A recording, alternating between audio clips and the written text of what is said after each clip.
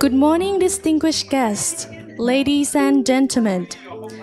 The conference will be started in 5 minutes. Before we start, may we kindly ask that everyone to please switch off your mobile devices or turn to silent mode to ensure that the conference proceeds smoothly without any interruption. Thank you for your cooperation.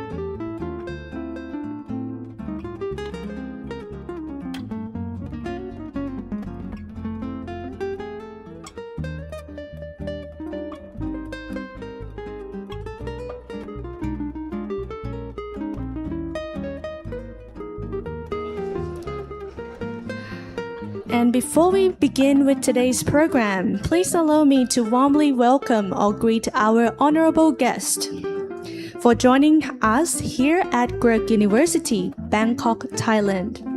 And we are very delighted to have participants from across the globe, including Thailand, Indonesia, Malaysia, China, India, Pakistan, and more today on Thursday, 13 August 2026.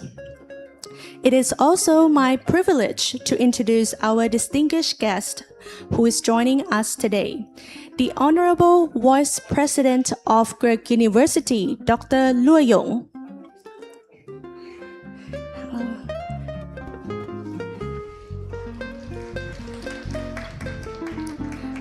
The Honorable President of Association of International Business and Professional Management, AIBPM, Dr. Liam Gaisin.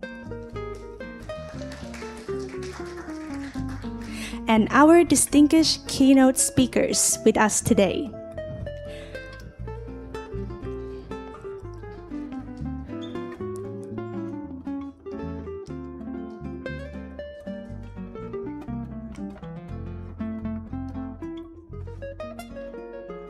Thank you very much, and we will begin with our conference very shortly.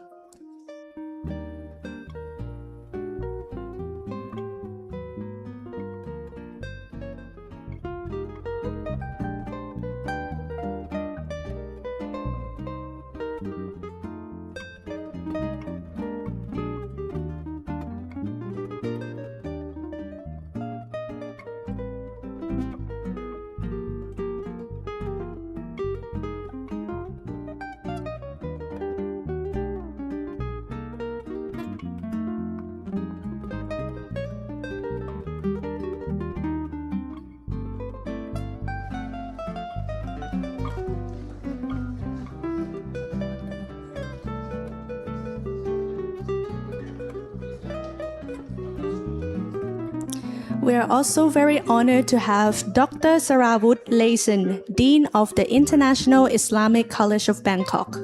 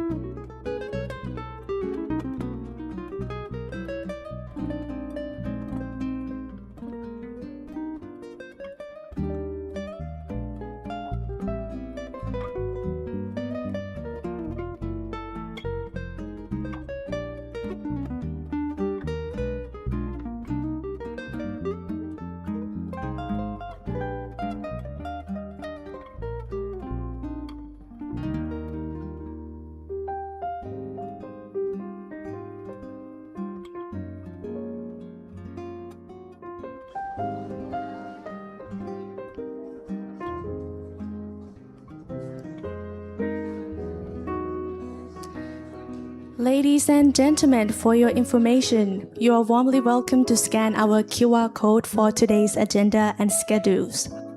And for the washroom, as I previously mentioned, it will be at Building 2 at the end of this international conference where you can go on escalator on the second floor. And we also have one on my right-hand side, which is on the first building. You can when you can head upstairs for a washroom.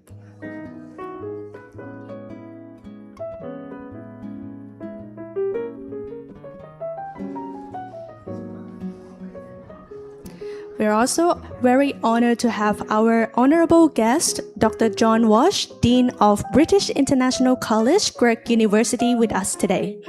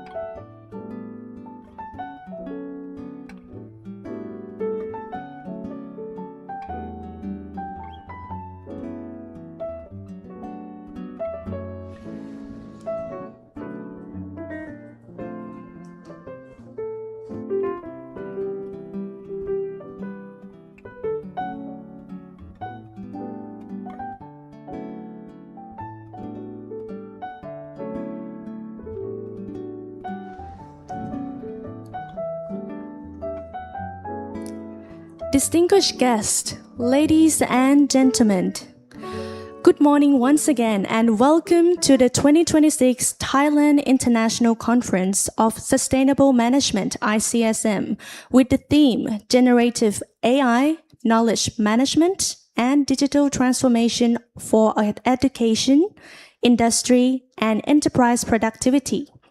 Proudly hosted by Association of International Business and Professional Management, AIBPM, in collaboration with Greg University. Thank you very much for taking your time to be here with us today. My name is Vilasini Luviset Paiboon, and it's my absolute pleasure to be your Master of Ceremony for today's conference. So before we begin with our conference,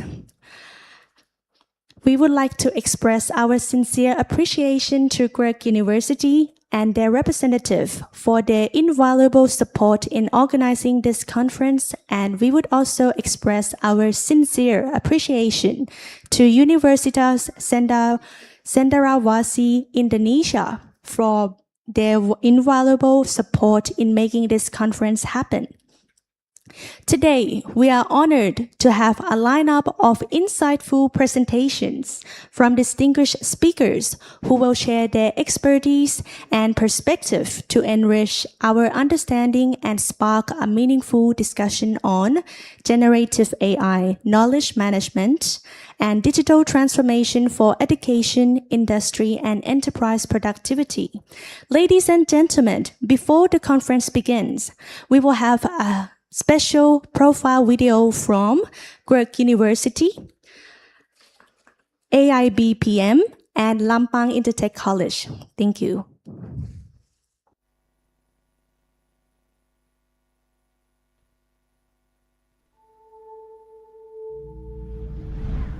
Crook University is an institution of learning that embraces internationalism, the first leading private university in Thailand, located in Bangkok.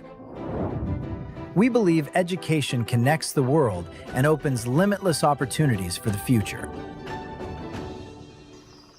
Founded in 1952, Crook University has become a global center for learning. We offer programs in Chinese, English, and Arabic, equipping graduates with multilingual skills to connect with the world and thrive in the future. Crook University has earned recognition on the international stage, ranked by QS World University Rankings, while creating a platform for multicultural exchange from around the world, positioning itself as a hub for cultural learning and exchange. Faculty of Business Administration. Our programs cover every aspect of business: management, marketing, logistics, human resources, accounting, and innovation. Students gain real-world experience with leading enterprises, preparing them to succeed in both domestic and international markets. Faculty of Law. Shaping future leaders in political communication through public forums, hands-on practice, and experiential learning, empowering them to become influential voices in society. China International Language and Culture College. Our programs emphasize real Chinese usage in academics, business, and daily life. Learn from expert native Chinese professors in a high-standard global learning environment. From bachelor's to PhD, we prepare you for a future without borders. British English Program College. A full British English program conducted entirely in English. Students learn in a multicultural environment alongside peers from across the globe. Information and Communication Technology. Developing analytical thinkers with strong coding and problem-solving skills, using advanced technology responsibly to become global digital innovators. International Islamic College in Bangkok.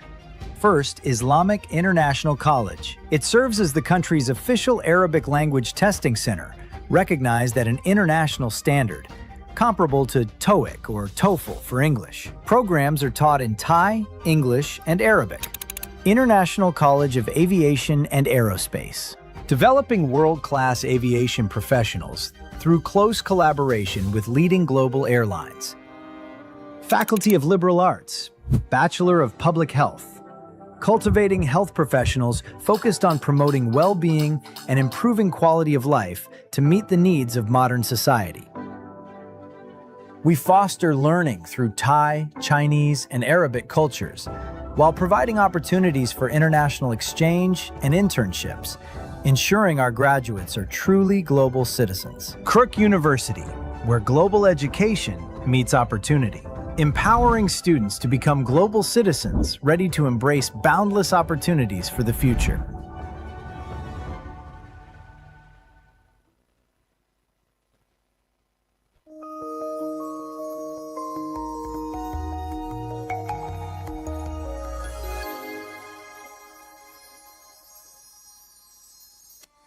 Welcome to AIBPM,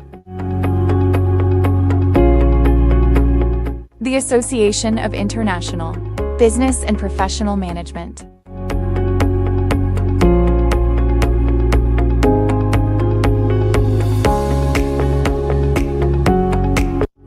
We connect academics, professionals, and students worldwide.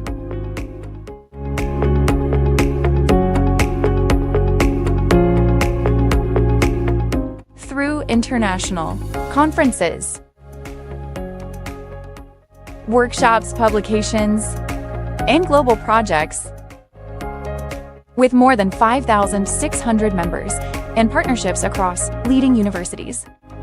NIBPM is building a strong global network in education, business, and professional management. Hi, my name is Roland Perdana. I think this is a very good opportunity to join this conference.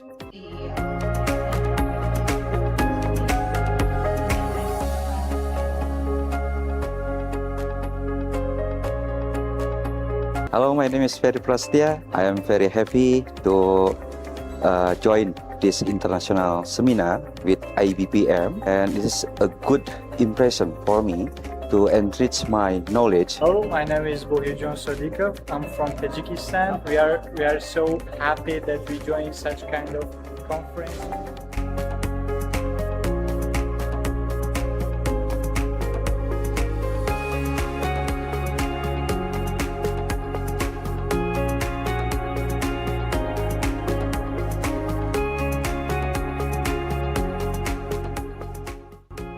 Join us and be part of the international movement.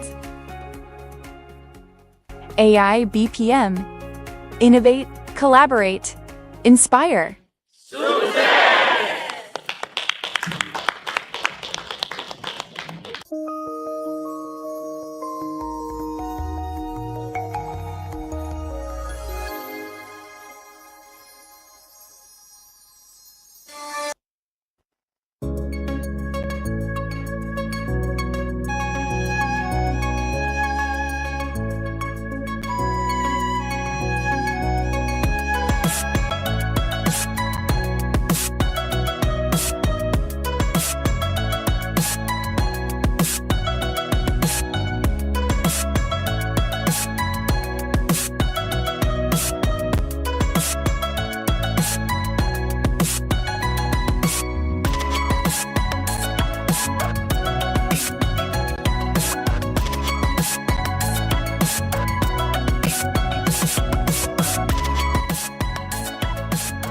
วิทยาลัยอินเตอร์เทคลำปางเป็นสถาบันอุดมศึกษาเอกชนของประเทศไทยได้รับการอนุญาตให้จัดการศึกษาระดับปริญญาตรีเมื่อวันที่ 6 พฤษภาคม พุทธศักราช 2547 ซึ่งแต่เดิมได้มีการจัดการเรียนการสอนในระดับประกาศนียบัตรวิชาชีพและประกาศนียบัตรวิชาชีพชั้นสูงตั้งแต่ปีพุทธศักราช 2514 วิทยาลัยอินเตอร์เทคลำปางตั้งอยู่ที่ถนนพหลโยธิน ตำบลชมพูอำเภอเมือง จังหวัดลำปาง กว่า 50 ปีแห่งการพัฒนาที่ไม่หยุดนิ่ง รากฐานแห่งความรู้สู่อนาคตที่กว้างไกล วิทยาลัยอินเตอร์เทคลำปางเกิดจากความมุ่งมั่นที่จะพัฒนาการศึกษาในจังหวัดลำปางจากโรงเรียนลำปางพาณิชยการและเทคโนโลยีสู่สถาบันอุดมศึกษาที่พร้อมตอบโจทย์ความต้องการของคนรุ่นใหม่ด้วยความต้องการศึกษาต่อในระดับสูงของศิษย์เก่าและประชาชนในพื้นที่ทำให้เราขยายฐานการศึกษาสู่ระดับปริญญาตรีและก่อตั้งวิทยาลัยอินเตอร์เทคลำปางขึ้นในปีพุทธศักราช 2547 เปิดโลกทัศน์สู่ความเป็นสากลเรามีหลักสูตรที่หลากหลายทั้งปริญญาตรีปริญญาโทและปริญญาเอกและนักศึกษาทุกคนมีโอกาสไปแลกเปลี่ยนระยะสั้นที่ต่างประเทศและเสริมภาษาจีนให้ฟรีทุกหลักสูตรโดยมีความร่วมมือกับมหาวิทยาลัยชั้นนำต่างๆรวมถึงองค์กรธุรกิจภาคเอกชนพร้อมเปิดโอกาสให้นักศึกษาได้ฝึกปฏิบัติจริงในสถานประกอบการชั้นนำที่นี่เราไม่เพียงสอนแต่ความรู้แต่ยังปลูกฝังทักษะที่จำเป็นต่อการทำงานจริงผ่านการฝึกงานในสถานประกอบการชั้นนำและกิจกรรมพัฒนานักศึกษาที่หลากหลายก้าวสู่โลกแห่งโอกาสกับวิทยาลัยอินเตอร์เทคลำปางเราเตรียมพร้อมสู่การเป็นมหาวิทยาลัยในระดับนานาชาติด้วยหลักสูตรที่ได้รับการรับรองมาตรฐานสากลและเปิดโอกาสให้นักศึกษาได้เรียนรู้ภาษาจีนเพื่อก้าวสู่ตลาดอาชีพที่กว้างขวางเรามีความร่วมมือกับภาคเอกชนชั้นนำเช่น CPO ทำให้นักศึกษาของเราได้รับโอกาสในการฝึกงานจริงและมีโอกาสได้งานทำทันทีหลังจากจบการศึกษาเรามีความหลากหลายทางวัฒนธรรมเปิดโอกาสให้นักศึกษาได้เรียนรู้และแลกเปลี่ยนกับเพื่อนต่างชาติสร้างเครือข่ายที่กว้างขวาง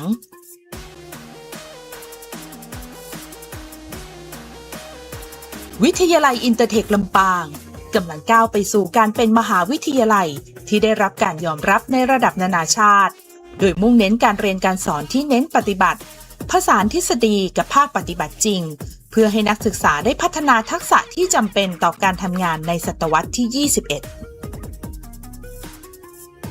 วิทยาลัยอินเตอร์เทคลำปาง เปิดหลักสูตรในระดับปริญญาตรีปริญญาโทและปริญญาเอกโดยมีคณะบริหารธุรกิจและเทคโนโลยีคณะศิลปศาสตร์และวิทยาลัยนานาชาติมีทั้งหลักสูตรภาคภาษาไทยและภาคภาษาจีนและมีแผนการรับนักศึกษาใหม่ในระดับปริญญาโทและปริญญาเอกในปีการศึกษา 2568 ได้แก่หลักสูตรบริหารการศึกษาและหลักสูตรบริหารธุรกิจดุษฎีบัณฑิตและนอกจากนี้เราเตรียมพร้อมที่จะเปิดหลักสูตรใหม่ๆที่ตอบโจทย์อนาคตไม่ว่าจะเป็นวิทยาศาสตร์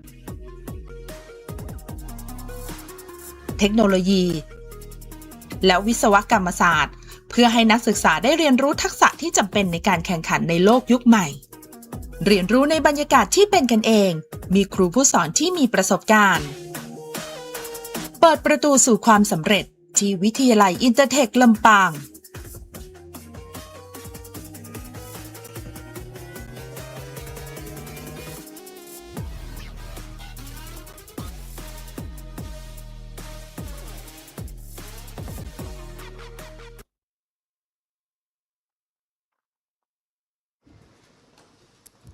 Ladies and gentlemen, before our conference begins, please give a warm applause for our traditional Thai dance Long Mae Prin by the Student Affairs.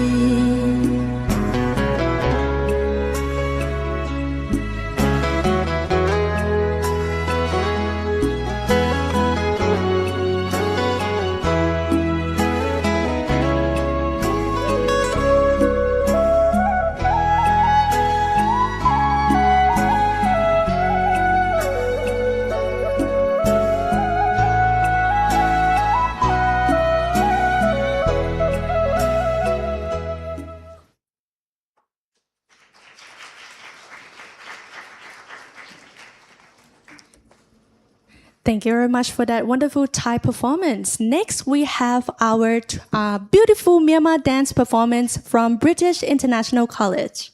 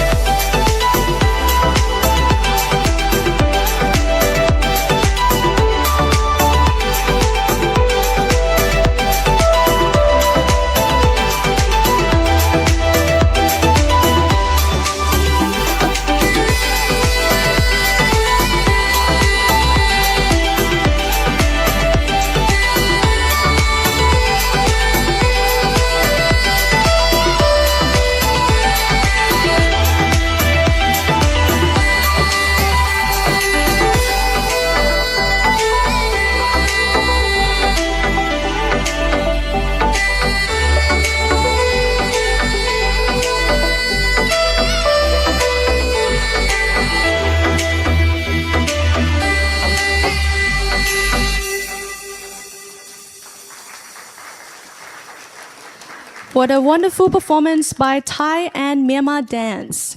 Please give them another round of applause. Ladies and gentlemen, to begin our opening session, it is my great honor to invite Dr. John Walsh, who is presenting on behalf of the organizer from British International College, Cork University. Dr. John has made valuable contributions to international education and academic collaboration, and we are truly honored to have his presence by today. Without further ado, I would like to respectfully invite Dr. John Walsh to deliver his welcoming address. Thank you.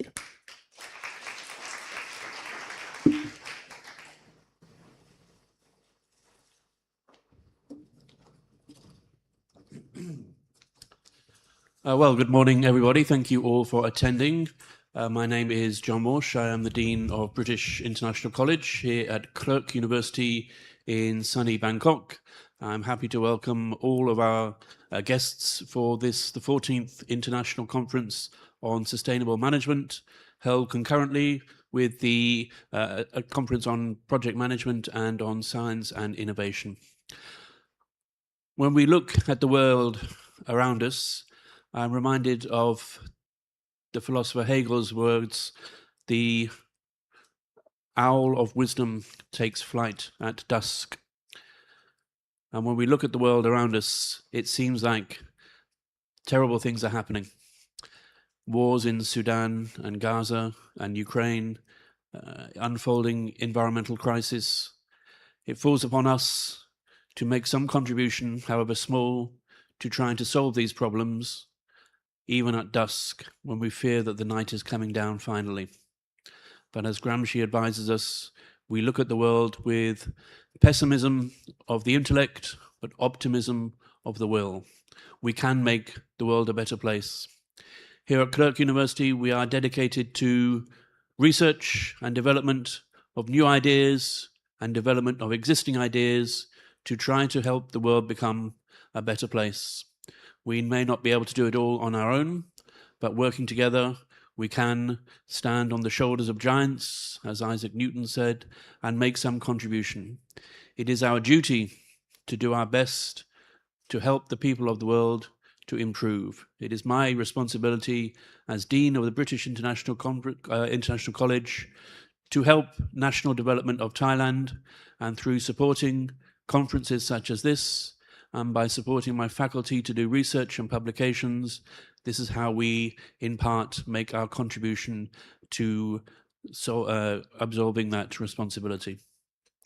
Today and tomorrow, we welcome speakers from many different countries who will enlighten us with the contents of their research, their wisdom and their knowledge, and together we can foster scholarly community, which helps to increase our development and our contribution to national and international development. I would like to welcome you all here today to Cork University, and I hope that the conference fulfills your wishes and helps us all to become better, more rounded, more useful people. Thank you, and I declare the conference open.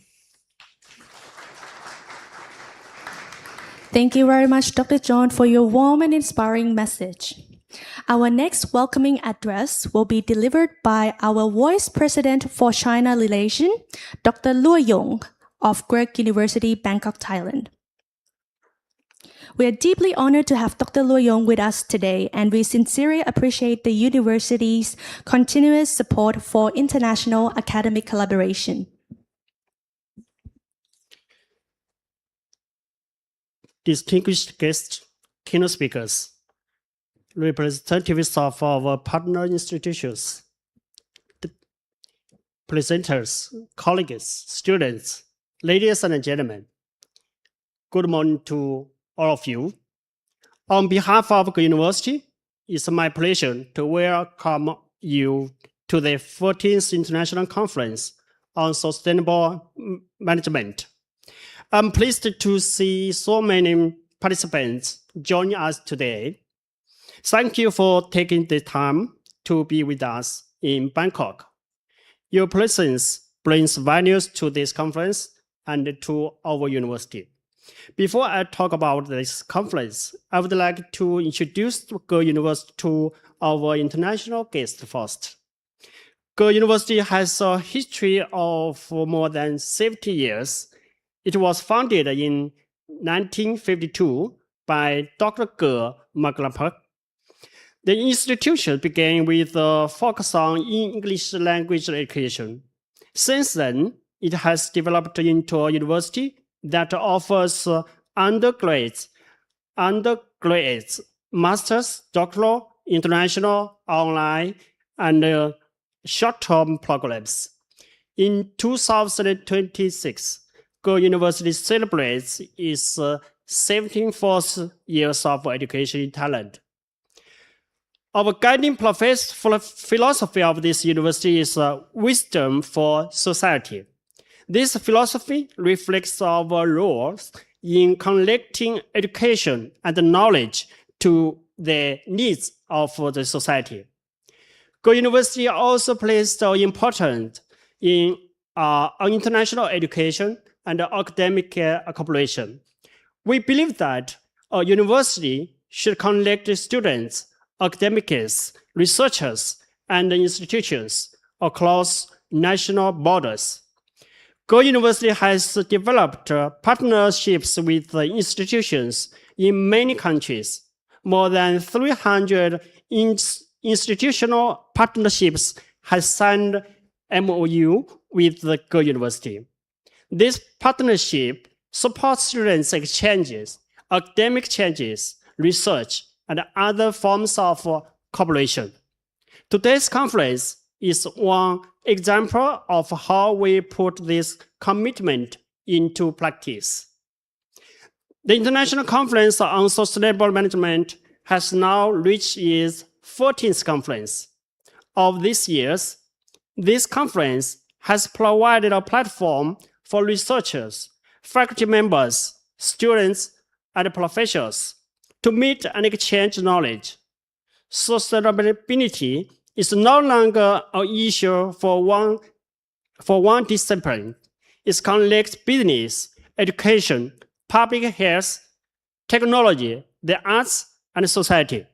For this reason, our conference welcomes researchers from different academic aspects. We hope these different perspectives can generate discussions and further research. This year, we are pleased to welcome delegates from several countries. We have allowed 25 delegates from Indonesia. We also welcome allowed 25 delegates from Myanmar. Some of our Myanmar delegates are students who are now studying in Thailand. In addition, seven delegates have joined us from China. We also have speakers and academic colleagues from other countries and regions. I extend a warm welcome to all of you. The number of the presentations this year also shows the levels of participations in the conference. We have allowed 250 poster presentations. We also have 27 on-site presentations over these 2 days. These papers present different research fields and research interests. They give our participants an opportunity to present their work, receive comments, and exchange ideas with other researchers. I hope our presenters will use this opportunity to develop their research further. I would also like to recognize the support of our partner institutions. We are pleased to work with the Association of International Business and Professional Management, AIBPM, from Indonesia. We also welcome our partner from China, Shandong University of Traditional Chinese Medicines. In Thailand, we are pleased to work with Nambang Intertech College. Nambang Intertech College has brought about 22 presentators to this conference today. We thank all our partners for their support and participations. Our partnership is important because our international conference should be more than a 2 days event. It should create opportunities after the conference ends. Researchers may develop papers together. Faculty members may develop research projects. Universities may arrange academic exchanges and other activities. Students may also have opportunities to learn from people outside their own institutions. These connections can support long-term cooperation among our universities and partners. The conference also gives us a place to discuss sustainable management from different perspectives. Our society faces challenges in technology, business, education, and development, including the wars, as John Walsh has just mentioned before. So these changes create research questions for the universities. They also create opportunities for cooperation. I hope our keynote speeches and research presentations can help us discuss these issues during the 2 days event. I encourage every participant to take part in these discussions. Please share your research and your experiences. Please ask questions and exchange ideas. I also encourage you to meet colleagues from other universities and countries. A conversation during a conference may become a beginning of a research project, a publication, or an international partnership. I would like to express my appreciation to all our keynote speakers and presentators. I also thank our partners institutions for working with the University. My thanks also go to the organizing committee, faculty members, staffs, and students. Many people have worked together to prepare this conference, including the student performance just before. This contribution has made these 2 days possible. Finally, I hope the 14th International Conference on Sustainable Management provides a place for knowledge sharing, research and development, and academic cooperation. I hope you have a good experience at Go University. For our international guests, I also hope you enjoy your time in Bangkok and Thailand. Once again, welcome to Go University. It's now my pleasure to declare the 14th International Conference on Sustainable Management officially open. Thank you so much.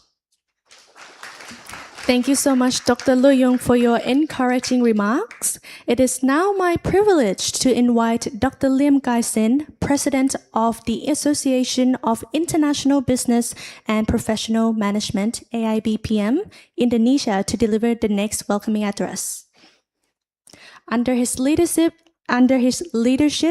AIBPM has continuously promoted global academic excellence and international collaboration among scholars and professionals. Ladies and gentlemen, please welcome Dr. Lim Gai Sin. Thank you. So, okay, good morning. Sawadee Krap. Warm greeting to everyone. Honorable Rector and Vice President Lu Yong, thank you so much to give opportunity for us to come here. University leaders, respected friends, Dr. Wong, Dr. John Walsh, all the keynote speakers, respected colleagues, IBPM members, presenter, researchers, students, and all participants who join this conference online and offline. On the behalf of Association AIBPM, it's my great honor and pleasure to welcome you to this 2026 Thailand International Conference on Project Management. This is not my first time, but Kirk University is always be in my heart when I make partnership in Thailand. First, I also would like to express my gratitude to all of the committee who worked so hard to make this conference happen. And my appreciate to all my friends from Indonesia and also from India, Dr. Firdaus, thank you so much to come here. And all the Indonesian participants who will join online tomorrow. We have 140 participants for tomorrow who will present the research and also the paper. Thank you so much for the Creek University for your friendship, commitment, and excellence cooperation. So, all the keynote speaker, Dr. Ajay Kumar from India, Dr. Samitri Mahajan from New Delhi Institute, India, Mr. Agusani from Indonesia, Dr. Isil Temestas from Turkey, Dr. Romana Baines from University Glasgow, Scotland, and Dr. This one, I think, Dr. Firdaus from University of the People, USA, Dr. Chan from Hong Kong, and Professor Salmi Mat Isa from USM. Thank you so much for the support. Thank you for accepting our invitation and it's generously sharing your valuable knowledge, experience, and international perspective with us. Thank you so much. So this theme, this conference is relevant with the rapidly changing world that we have lived, and some of the transformations is no longer the idea, but it so happen today, like AI and digital transformation for education, industry, and also enterprise productivity. We cannot avoid that. So we need to manage how we teach, how we do research, how we operate the business, and collaborate across the country and the cultures. Like this year, Indonesia have a budget cutting for education because our president is very generous to give free lunch for everyone. So educations, they cut like more than 60%. So all university must thinking how they can live with a 40% budget, and its impact to IBPM as well, because we have partnership with many state university in Indonesia, government, and also other country as well. I think the same situation might be happen in other country. So one of the solution is we have we transform the teaching and from offline to online, but with a creative way, like using AI and also teamwork. And we also involve any industry to join the teaching. Like now, our association, we have link with many industry. So when you study in state university that partnered with us, we give them experience to work in the industry, not only Indonesia, but in other countries as well, including Malaysia. And we also send some students from Indonesia to Thai hospitality industry when they can afford some tuition by allowance. So this kind of the creative way should be done if we want to survive in the future. So this conference is also an important platform for academic researchers, professional industry perspective, and students to exchange the ideas, explore how technology can create meaningful and sustainable benefit for education, industry, business, and society. We have more than 50 paper will be published in international journals, and it's part of our commitment how we can give the benefit to the members when they join this conference.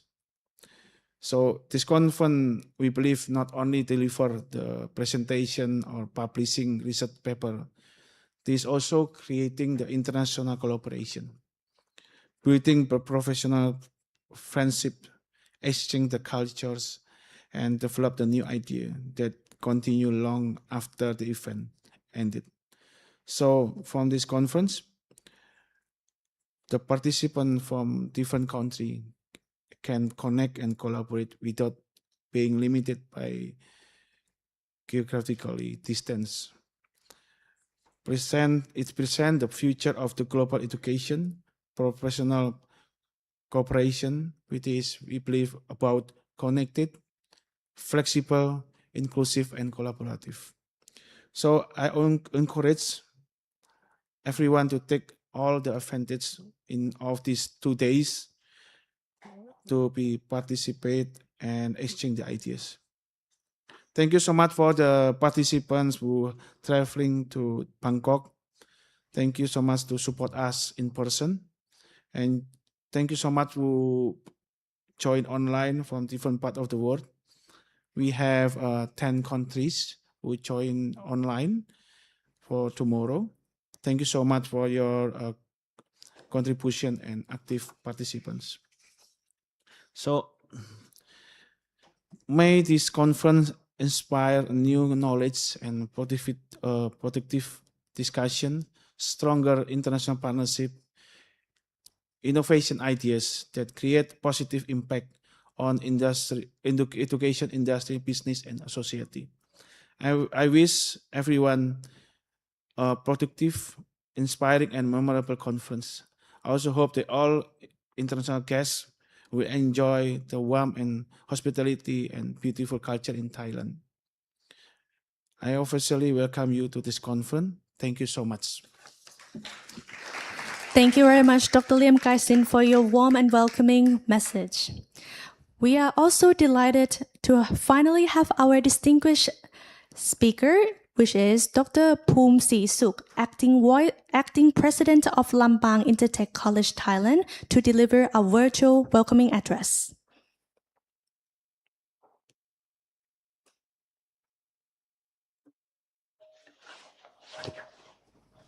สวัสดีครับ President of Gurk University, distinguished guests, esteemed keynote speakers, fellow researchers, and ladies and gentlemen. Hello everyone. I'm Dr. Poom Sisuk. I'm the acting president of Lambang Intertech College in Lambang, Thailand. So it is my profound honor to stand before you today to welcome to the 40th International Conference on Sustainable Management, or ICSM 2026. I would like to extend my deepest appreciations to Gurk University for hosting this remarkable catering of minds, and to all the organization committees who have worked tirelessly to make these 2 days possible. We together here today under the theme that has never been more critical: sustainable management. It's no longer just an academic concept or a corporate buzzword. It is an absolute imperative for our survival and progress. So as we look around the world today, we see rapidly fitting paradigms. We are facing unprecedented environment challenge, economic volatility, and profound social transformations. In this area, the true measure of organization success is not merely the profitability, but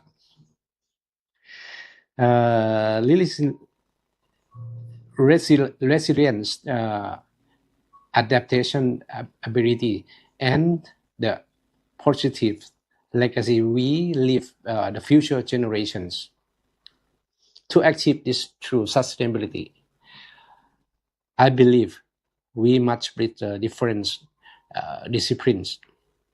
It requires us to combine the visionary strategic mindsets of an executive with the precise problem-solving mindsets of an engineer. We cannot simply mandate sustainability. We must build it into the very architecture of our system. Think about the systems that run our world. We are analyzing the resilience of the global supply chains and model logistics, or optimizing resources in our local community. We need a robust structure. Furthermore, the rapid advancement of digital transformations, particularly artificial intelligence, offer us unprecedented tools. AI and smart technology are not just here to automate tasks. They are here to help us analyze complex ecological and economic data, predict disruptions, and design systems that are inherently sustainable. However, technology alone is not the answer. So it is the management of the technology guided by the ethical principles and human-centric value that will dedicate our future. That is the essence of what we are here to discuss. Over the next 2 days, from 13 to 15 to 14 of August, this venue will serve as a melting pot of innovative ideas, rigorous research, and shared experience. I encourage all of you, scholars, practitioners, and policy makers, to challenge existing frameworks, share your insight, debut your finding, and from collaborations that will extend for beyond the walls of Clark University. Our collective goal should be to translate the research present here into actionable strategy that industry, educational institutions, and government can improve to create tangible impact. Once again, I thank you, Clark University, for the exceptional hospitality and leadership in fostering this academic dialogue. I wish you all a highly productive, inspiring, and successful conference. Thank you so much. Thank you. Thank you very much to Dr. Poom Sisuk for your thoughtful welcoming address. Ladies and gentlemen, their presence and support truly reflect the spirit of international collaboration that brings us together today. We will now continue with the next session. And before we proceed with the next session, may I kindly invite Dr. Luo Yong, our Vice President for China Relations, to please distribute a certificates and gift to our distinguished 5 keynote speakers. I would like to invite Dr. Luo Yong up on the stage, please. And may I please invite all of the 5 keynote speakers, Dr. Ramona Blaines from University of Glasgow, Scotland, Professor Dr. Salmit Mud Isa from University Sains, Malaysia, Dr. Fadas Ahmad Malik from University of People, the United States of America, National Institute of Public Finance and Policy, India, Jindal Center for Global South, Global University, India, Dr. Samriti Mahajan, New Delhi Institute of Management, India Lingayas Vidyapith, India. And last but not least, our Dr. Liam Gaisin from Machong University, India.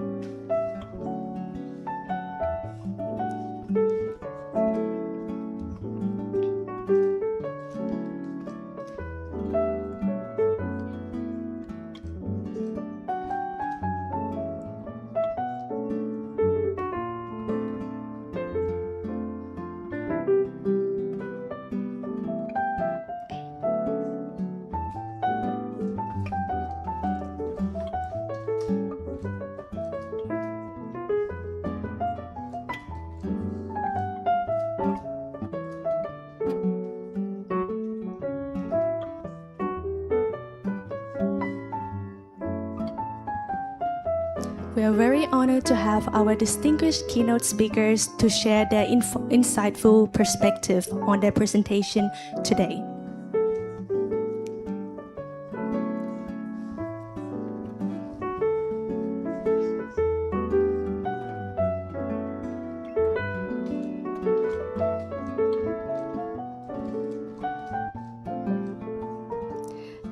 Next, may I kindly ask Dr. Luo Yong and Dr. Liam Gaisin to please remain on the stage. And this will be the special moment of signing the Memorandum of Understanding between AIBPM and Greg University. So I would like to invite Dr. Liam Gaisin and Dr. Luo Yong to please remain for the signing of MOU.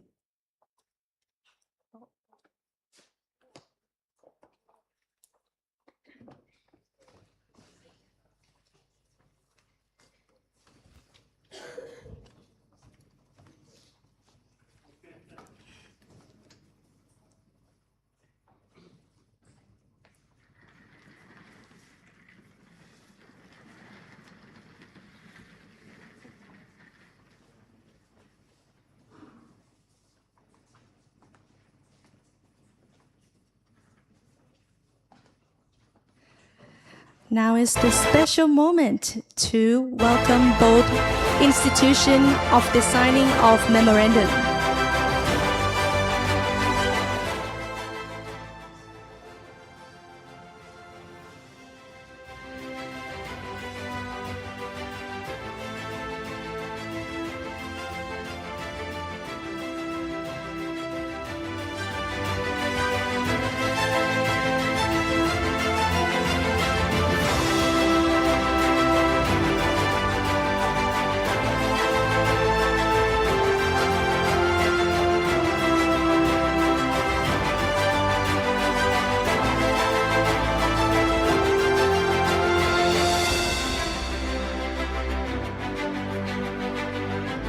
And we would like to do a gift of exchange between AIBPM and Greg University for Dr. Luo Yong and Dr. Liam Gaisin, please. exchange of gift and souvenir from both institutions.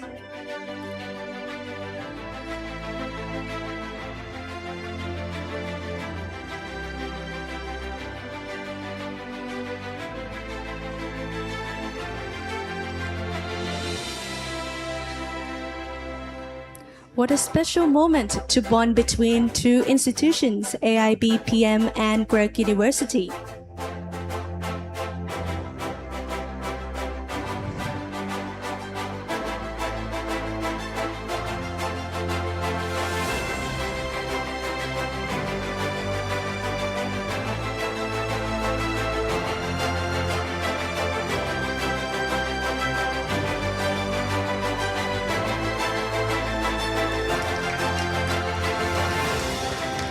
Thank you very much, Dr. Luo Yong. And I would now also like to invite Dr. Liam Gaisin to please remain on the stage. And he will be distributing certificate to keynote speakers for today's session.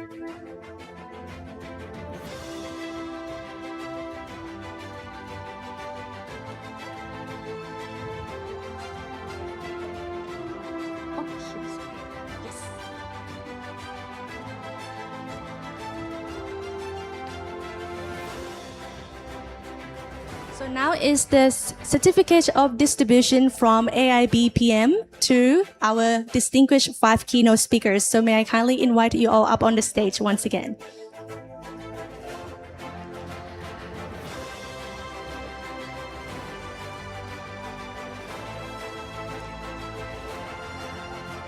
First, we have Dr. Ramona Blaines from University of Glasgow, Scotland.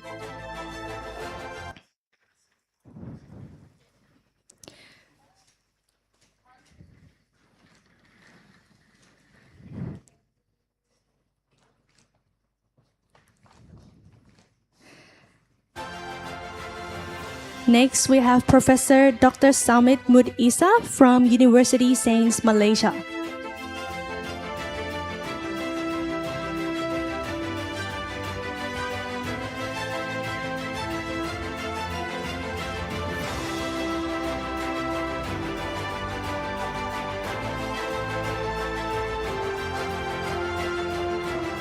Next, we have Dr. Faraz Ahmad Malik from University of People, the United States of America.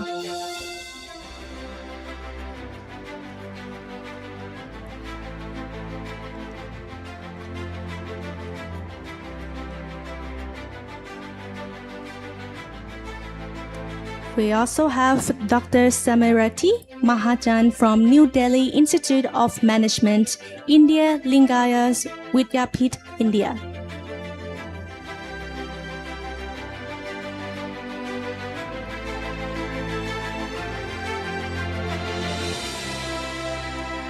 Now may I kindly invite everyone on the stage to please have the group photo session.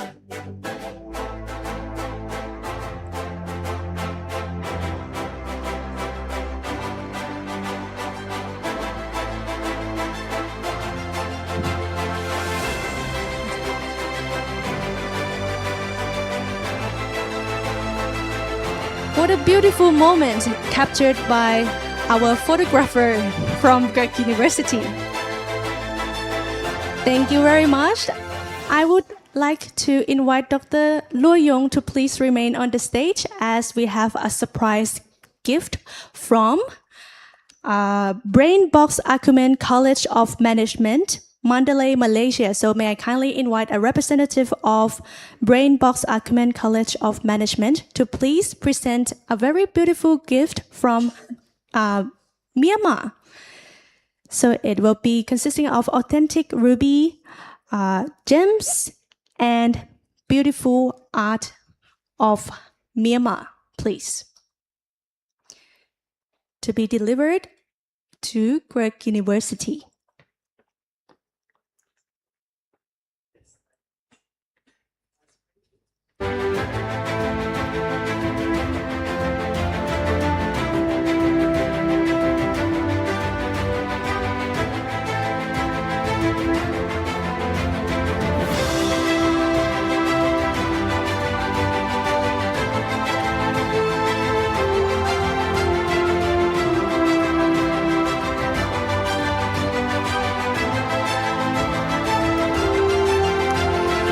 indeed a surprise gift from Mandalay Institutions to present such a beautiful painting from Myanmar.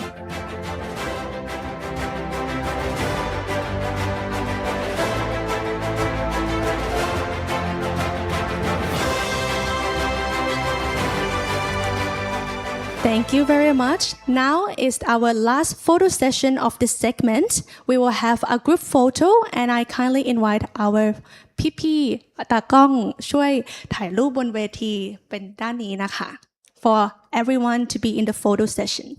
Thank you.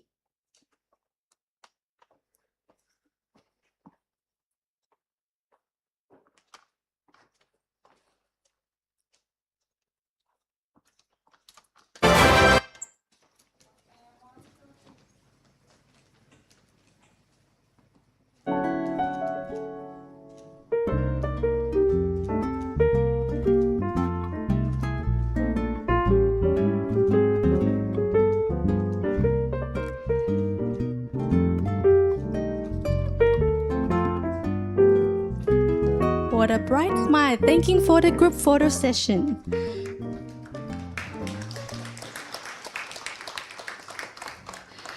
Ladies and gentlemen, we are very pleased to officially announce that the 2026 Thailand International Conference of Sustainable Management, ICSM, is now open.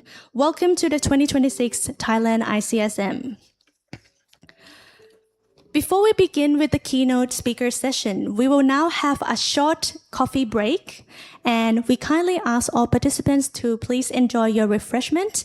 As I indicated earlier, it will be all the refreshments is halal and drinks for the snack boxes, and we will begin the session very shortly. Thank you.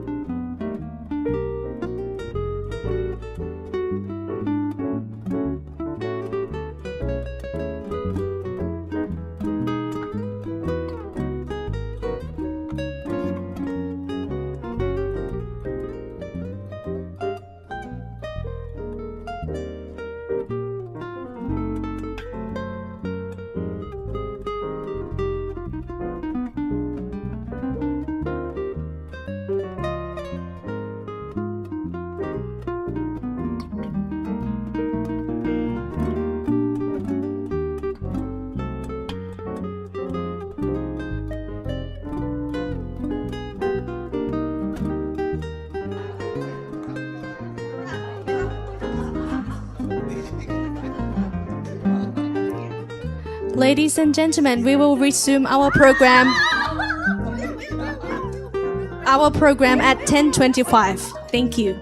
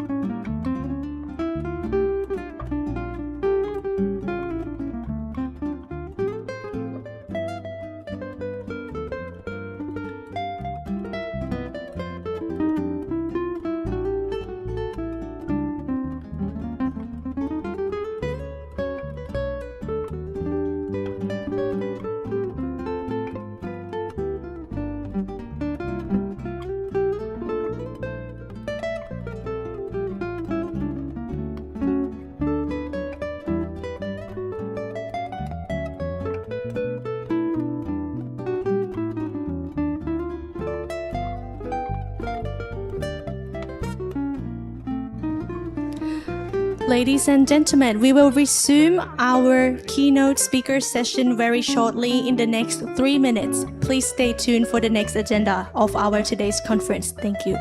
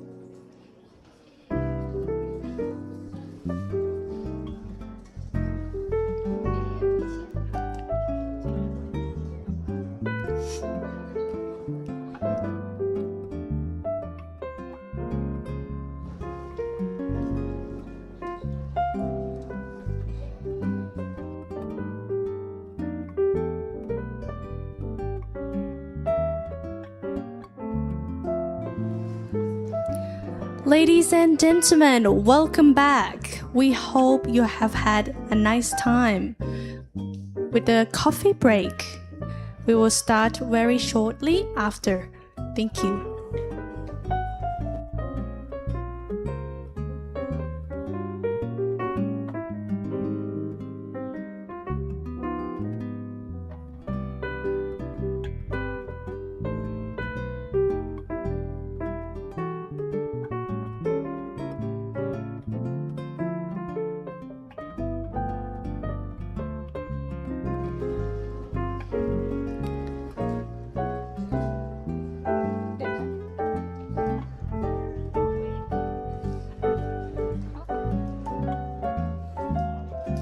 Ladies and gentlemen, we will now continue with one of our main sessions for today's program.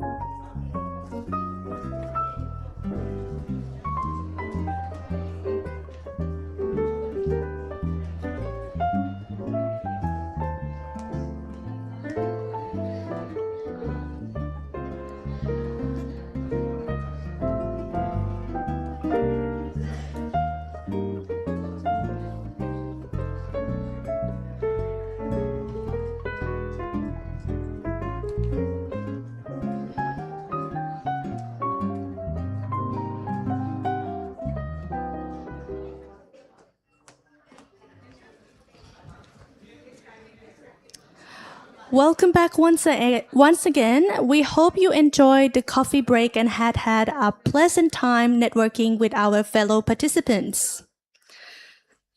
We will now continue with one of the main sessions of today's program, the keynote speaker session. For this session, the discussion will be guided by our moderator, Ms. Chaosu Thiri, who will be facilitating the session and lead the discussion with our distinguished speakers. Without further ado, I would now like to hand over the session to our moderator, Ms. Chaosu Thiri. Thank you.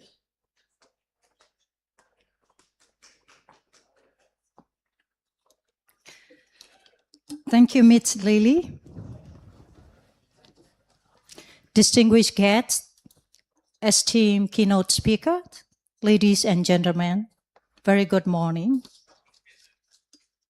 Welcome to today's section. My name is Chaosu Thiri. I am a PhD candidate and lecturer at Cork University, British International College.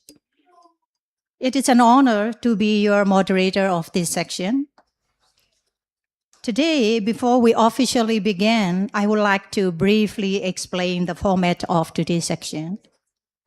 Each keynote speaker will have approximately 15 minutes for their presentation and followed by 5 minutes Q&A section. During the Q&A section, participants are welcome to ask questions or share brief comments related to the speaker presentation. If you would like to ask a question, please raise your hand and I will invite you to speak. We kindly ask everyone to keep their question brief so more participants can engage with our speakers.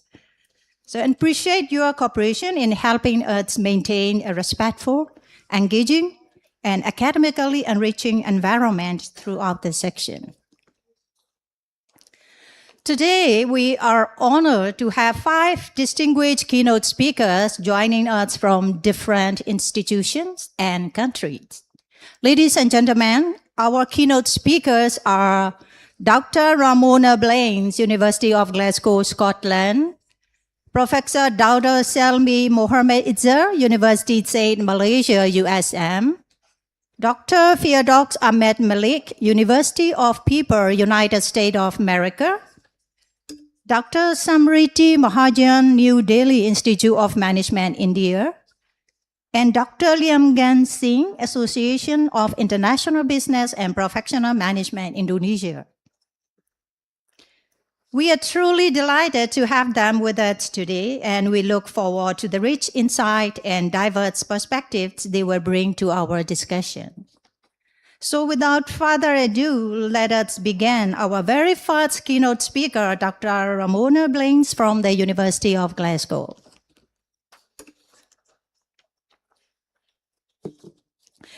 Dr. Ramona Blaines is a senior lecturer, Master of Global Business and MBA MSc Europe Asian Program Director at the Eden Smith Business School, University of Glasgow. And she is a specialist in international business and services management as well.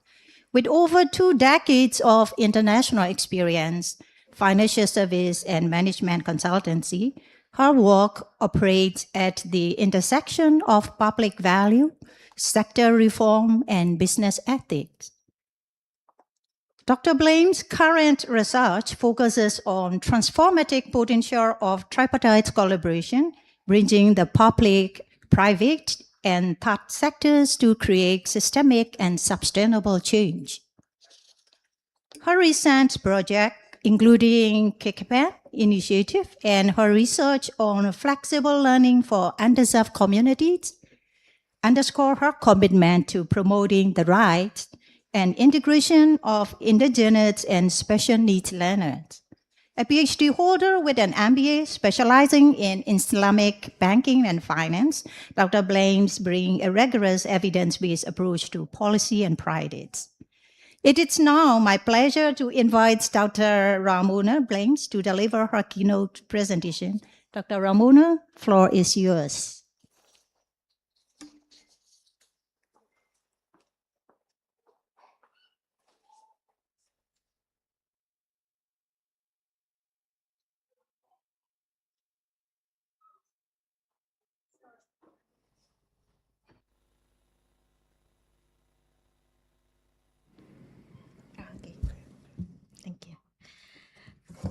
Sawadika Tuntuntan. That's all I know in Thai, so I do apologize. My name is Ramona Blanes. I'm from the University of Glasgow in Scotland. Good morning, esteemed colleagues, guests, and participants. It is an honor to be here to discuss how we can collectively shape the future of inclusive education. When we talk about educational reform or social mobility, we often look to policy changes or university initiatives in isolation. But true lasting impact requires a fundamental shift in how we build public value. So today I want to talk about how we build public value through co-creating the future, through tripartite synergy, bringing together the academics, government leadership, and our most vulnerable communities. To ground our discussion, let us take a look at Mark Moore's public value strategic triangle from 1995. Now, Moore reminded us that public value sits at the intersection of three essential forces: the authorizing environment, which is the legitimacy and support, the operational capabilities in order to come up with public value. Now, when we map out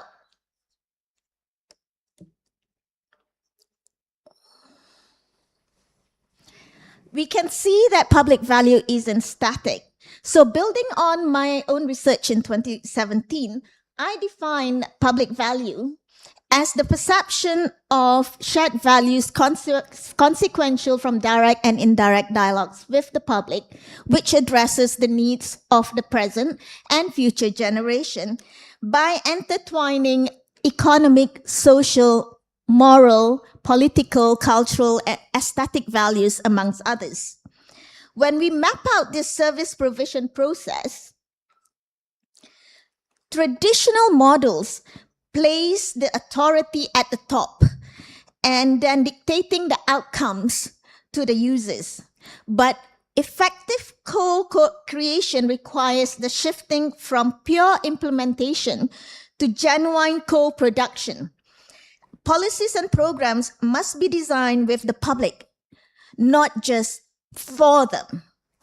So how do we operationalize this co-creation?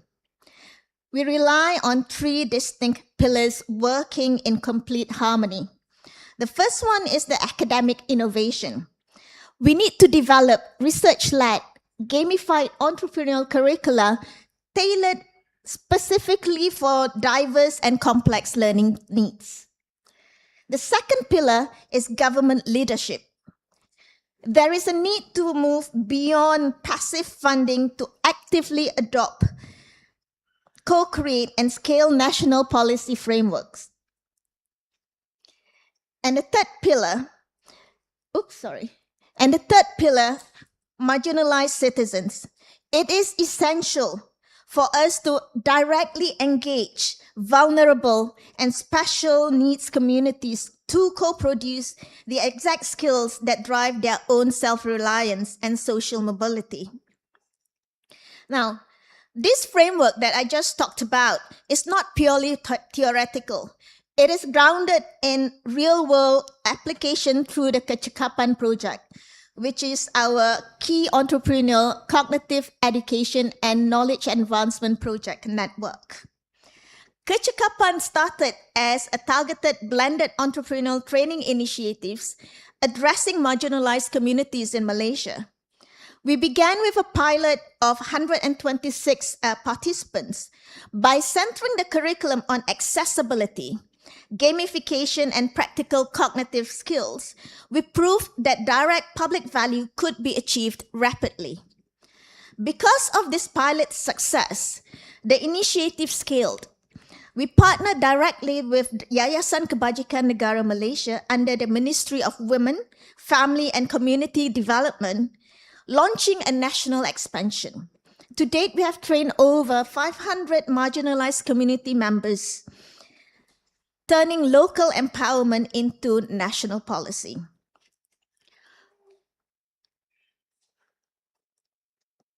To replicate and sustain this level of impact globally, we must commit to 4 actionable steps. The first one, institutionalize cross-sector governance. To establish permanent collaborative frameworks between universities, ministries, and community leaders with shared KPIs based on long-term public value rather than short-term activity outputs.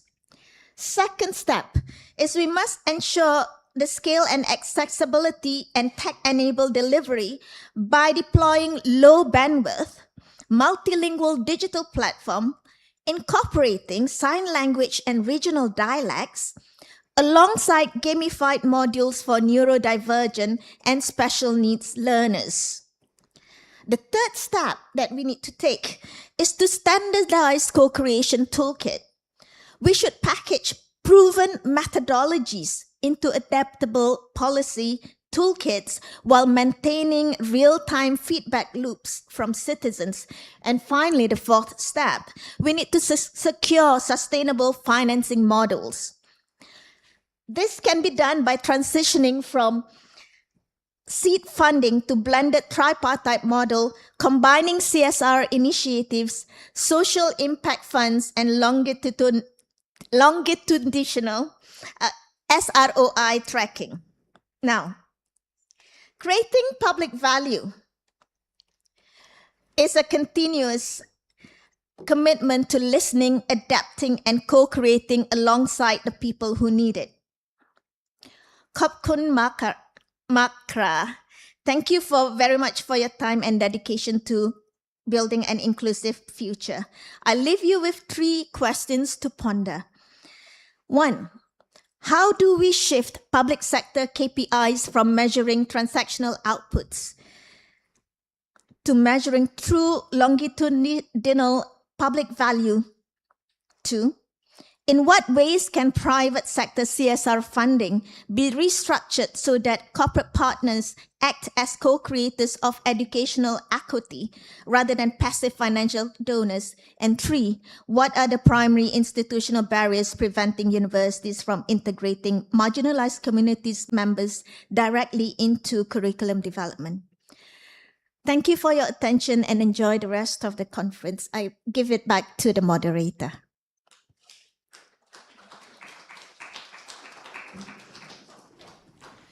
Thank you very much, Dr. Ramona, for that insightful and thought-provoking presentation. And we will now open the floor for questions. If you have a question, please raise your hand. I would be happy to invite your questions.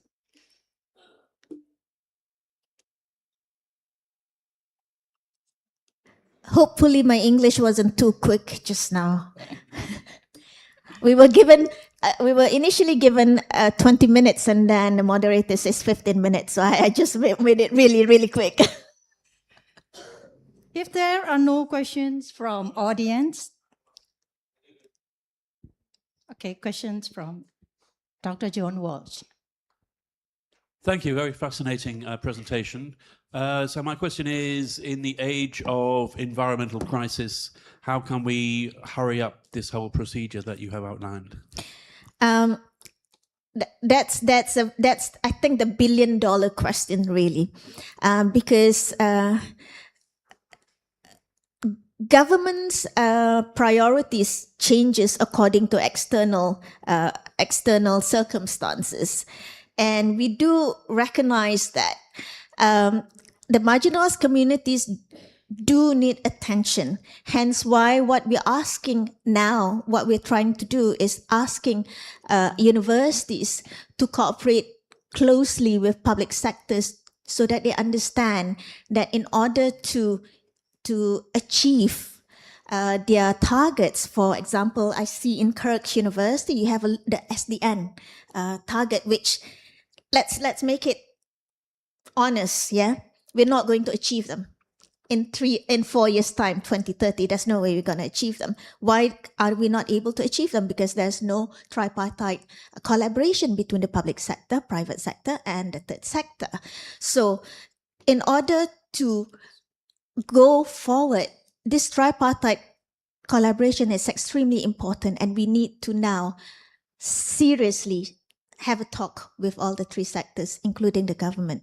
So in Malaysia, we're starting to do that. In Indonesia, we actually partner with the Ministry of Finance as well as the Ministry of Education, working on visually impaired students going to high schools. So we are trying from our perspective to do it. In Thailand, I'm sure there are initiatives doing the same thing as well. So to answer your questions, there's no one answer to it, John, but I think it is the responsibility of each universities to try and extend their influence into the sectors. Thank you. Thank you so much for your response. And as a PhD candidate, may I ask a question? Of course. Dr. Ramona, drawing from your research and experience and professional experience, what do you see as the biggest challenges in bringing the public, private, and the third sectors together work effectively? Bringing the public, private and third sector work together. Now, the challenge is actually trust. There is mistrust between the three sectors. The public do not trust the private sector, and the private sector do not trust the public sector as well as the third sector. Well, the third sector don't trust anybody. Yeah, let's put it this way. So the challenge now is to build trust, because which is why I mentioned about we cannot just talk about ESG and CSR checklist. We need to make it a collaborative thing with the public sector as well the NGO, because without the trust between these three sectors, it is difficult for us to move forward to do this. However, as the Kecakapan project have shown and the Aura project in Indonesia has shown that it is possible to do it. It's not easy, but it is possible to do it, yes. Thank you so much. I found your Kecakapan project is quite inspiring to us as well. Thank you. Dr. Ramona, thank you so much once again for sharing your valuable insight with us. In the interest of time, we will now have to conclude Q&A section. Let us now welcome our second keynote speaker. It is my pleasure to introduce Professor Dr. Selmi Mohammed Izel from University of Saint Malaysia.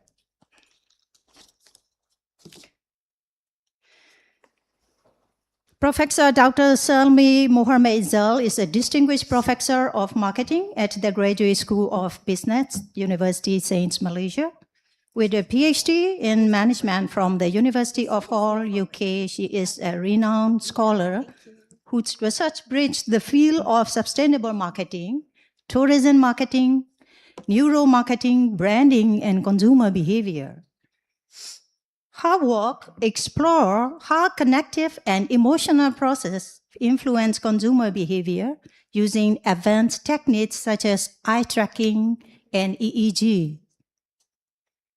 She also has published in leading academic journals and has led numerous research projects funded locally and internationally, amounting to over ringgit 1 million in grants. Professor Selmi is also an active editorial board member for several journals and sought after consultant for public and private sector organizations in area of marketing strategy and communication. Her insights are particularly valuable in promoting sustainability through ethical and evidence-based marketing practices. As a keynote speaker, she brings a forward-thinking perspective on aligning business strategies with sustainable development goals, making her contribution both timely and impactfully for today's global management challenges. May I now invite Dr. Selmi Mahajan to deliver her keynote presentations. Thank you. Thank you. Thank you very much, Madam Moderator. Okay, good morning, esteemed colleagues, guests, and fellow researchers. It is an honor for me to be the keynote address at this 14th International Conference on Sustainable Management. All right. When we discuss sustainable management and green business models, yeah, we often find ourselves confronting a fundamental puzzle, right? Okay. Across market, surveys worldwide all said that over 80% of global consumers state that they want to purchase sustainable product. In another major survey shows that 65% of respondents explicitly declare a desire to buy purpose-driven brands. Yet, when we examine actual point of sale transactional data, only 26% of those same consumer follow through with their purchase. Right, so this leaves us with a staggering 65% of intention action gap, what we call the core paradox of sustainable consumptions. And people consistently say they care deeply about the planet, but at the cash register or digital checkout, eco-friendly choices remain frustratingly low, right? For decades, traditional marketing has attempted to bridge this gap by shouting louder, presenting more carbon calculations, publishing longer sustainability reports, or trying to make consumers feel guilty about the environmental footprints. Yet, this method consistently underperforms. Why? Right, because traditional self-report survey ask consumers what they think, what they should do not with their brains actually do when making rapid purchase decision under real-world condition. So to solve this paradox, we must look beyond self-reported intention. All right, so we must understand the underlying neural architecture that drives everyday decision. In short, we must understand the brain behind green choices. So today, I will share briefly neuroscience reveals why. Yeah, all right. Okay, so let me bring through to understand why good green intention fail. All right, so we turn to dual process theory in cognitive neuroscience, the dynamic interactions between system 1 versus system 2 in eco decisions. So to understand why good green intention fail, we turn to dual process theory in cognitive neuroscience, the dynamic interaction between system 1 and system 2. So what is system 1? So actually system 1 is the process, is a subconscious, automatic, emotional, and fast.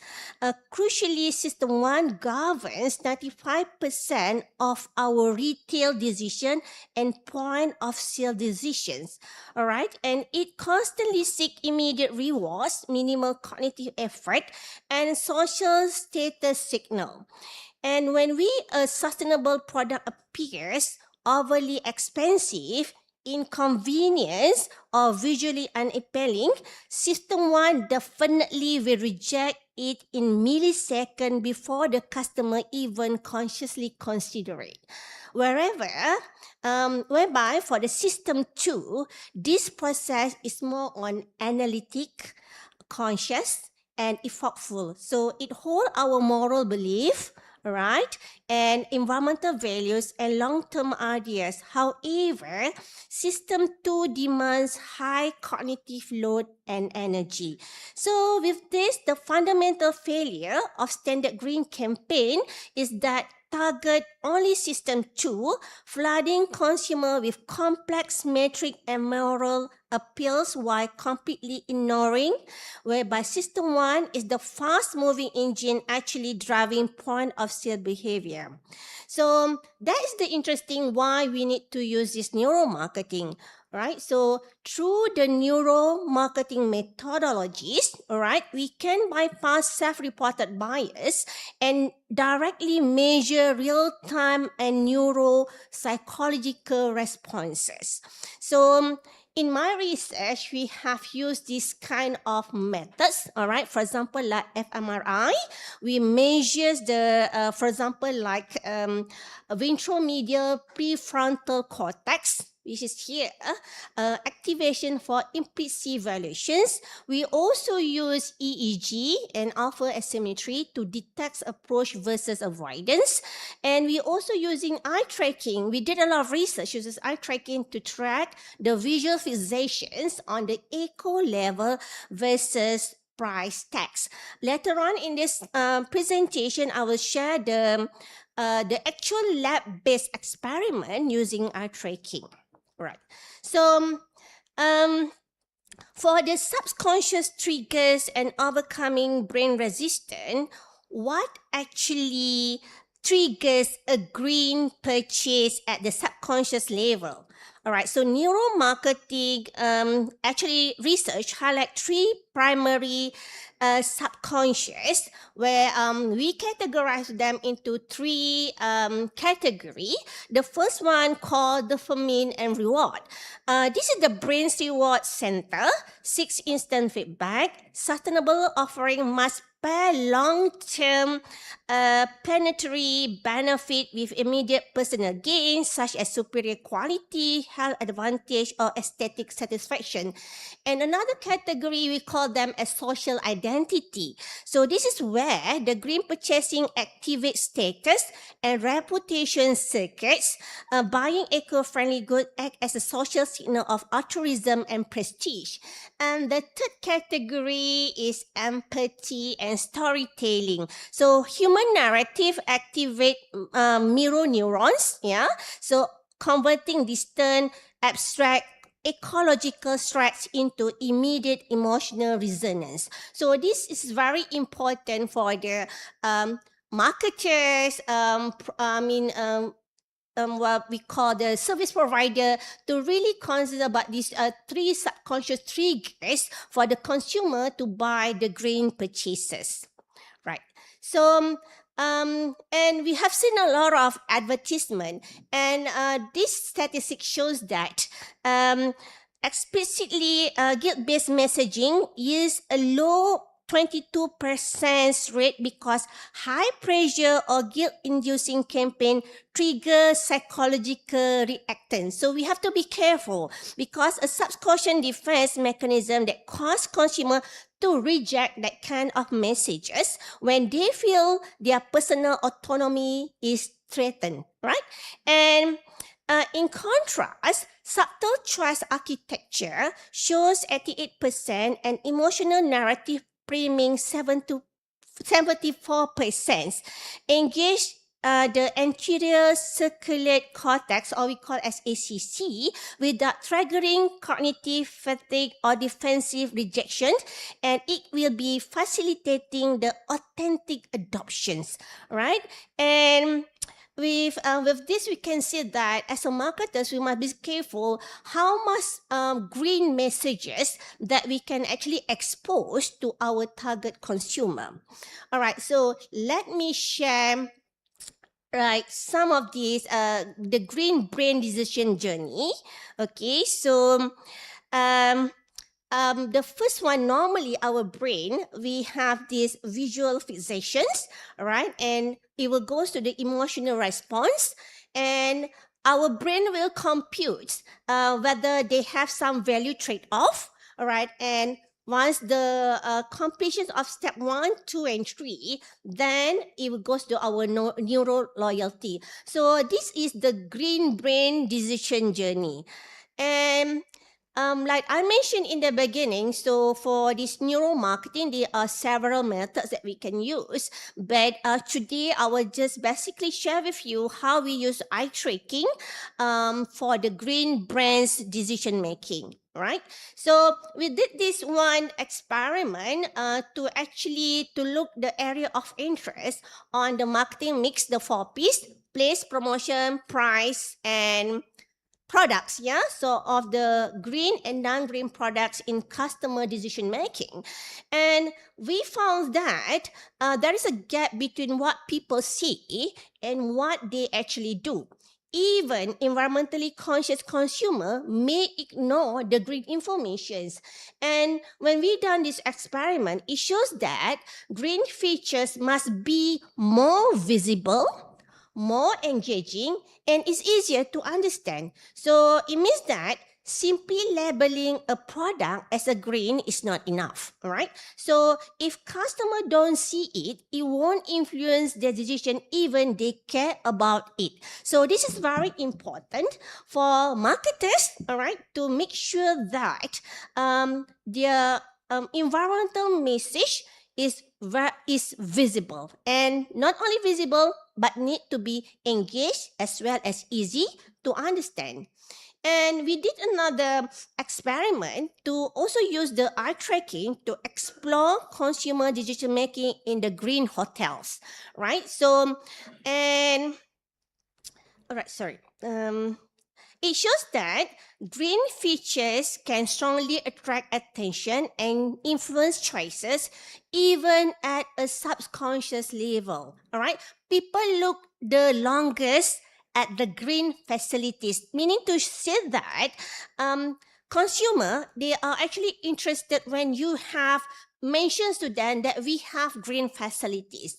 When the green features are clearly visible, again, they can capture attention and influence the hotel choices. So if you want your customer or your consumer or your visitors to visit your hotel, I think it's good now for you to have the green features in promoting about your hotels, right? Okay.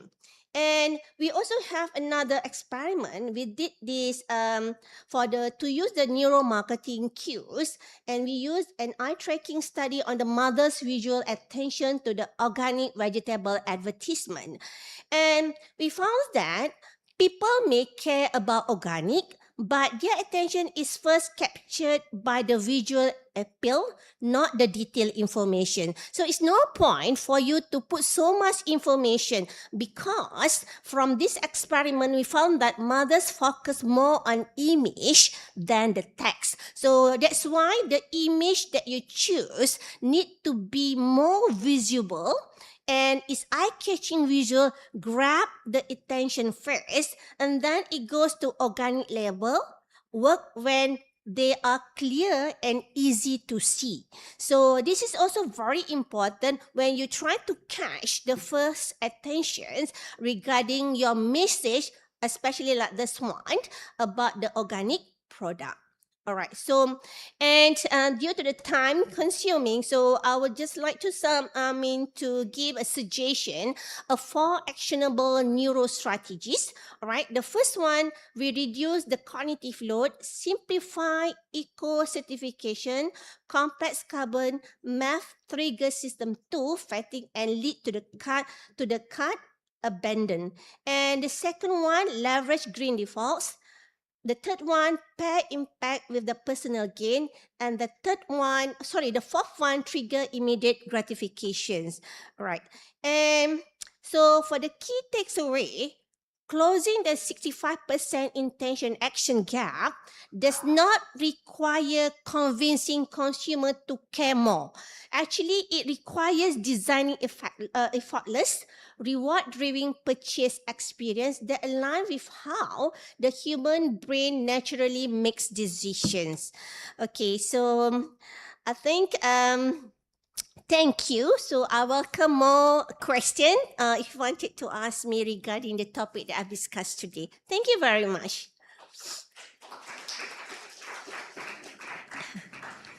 Thank you, Professor Dr. Salmi Mohamed Izer, for the wonderful and very insightful presentation. To me, I am particularly interested in the neuromarketing and sustainable marketing. Thanks for your knowledge sharing, and we will now have a short 5 minutes Q&A section. May I invite our first question, please? Microphone. Good morning. Morning. This is a very interesting study, right, on neuroscience, neuromarketing. Mm-hmm. So I'm also a professor of marketing. Just wanted to ask you one thing, that whether this narrative storytelling, what you have not gone with the experimentation. Can you please repeat again? What? I'm talking about narrative. Narrative storytelling was one of the Okay. part of that, right? All right. So in that, can we do an experimental study, because that is also very much important, because it has a bearing which is hidden, latent, which is not direct. Right. So narrative storytelling, how can experimentation be done, and in this context, what have you done in Right. green? Thank you. That's a wonderful question. That is how our brains work. Nowadays, if you see a lot of advertisement, they don't have a direct messaging, right? They have a storytelling behind the messages. For example, last time when we see the cigarette packet, right? They always shows that a very scary the impact if you smoke, right? But now in the cigarette packet, they doesn't shows that that kind of messaging anymore. They put families, right? That kind of story. If you not smoke, then you can have healthy family, rather than you put something which is scary in the packet of the cigarette. So that is one of the example how the storytelling that nowadays marketers use that approach to engage with the consumer when they make what we call deliver the messaging. It's more effective, right? Yeah. Okay. Thank you. Thank you, Dr. Salmi, for your kind response. Does anyone else have a question? Good morning. My name is Ethan. And I have a question like which system controls most of our shopping decisions? Like sometimes we might have impulsive shopping. Okay. Are you asking me whether this neuromarketing can create impulsive buying? Yeah. All yes. right. Okay. That is very interesting question as well. When we do this neuromarketing, it's always also lead to some ethical perspective. It's like we're trying to understand what our brain, right? Because as a consumer, normally we do not know why we buy things until something stimuli and trigger our decision. So neuromarketing is actually try to understand how our brain works, what our brains can react. So this is why people always say there are some element of ethical perspective. But we have to remember, in any advertisement, as an advertiser, we never force the consumer to buy. Right? It's always come to our decision. But as a marketers, actually, which is good. Because like I said that 99.9%, we as a consumer, we do not know what we want until the advertisement come and then stimulate our decision. So in a way, in a positive way, we are actually helping the consumer what they actually need to buy before they purchase. All right? But of course, it will create some impulsive buying. So this is what marketers normally like to do, right? But in a positive side, we are actually helping consumer to be certain what they actually want before they actually make a purchase, right? I hope that answer your questions. All right, thank you. Thank you so much. Thanks for your question, Mr. Eden, and thanks, Dr. Salmi, for your kind response. Okay. Sorry, I have question. Yes, please. Yes, thank you, the professor, the impressive speech. Actually, as a question, as an ordinary consumer, how we avoid be affected by the first impression, the product. Moreover, we can choose the useful product. Okay. Like I said that, of course, as marketers, this is our job, right? Yeah. The more people buy, the more that we will like, right? So, however, I think nowadays our consumer also are smarter, like with the AI, every information within our fingertips. And this is also the reason why a lot of big organizations like McDonald's, Unilever, they are actually using this neuromarketing to study more about the behavior of the consumer. Actually, when we make a decision, we actually use our subconscious mind. Right? Somehow Really, yes. the conscious mind actually stop us for buying. We still do the calculation how much we should spend. So as a marketers, we don't like it. We want to actually make sure that once you see the advertisement, you will quickly and immediately wanted to buy the products. In a way, of course, as marketers, I think we have to also make sure that whatever that we do in marketing is also need to comply with some the ethical perspective. We need to make sure that it's not violate the freedom of choices. Like I said, none of the advertisement, any company in the world that actually forcing you to buy their product.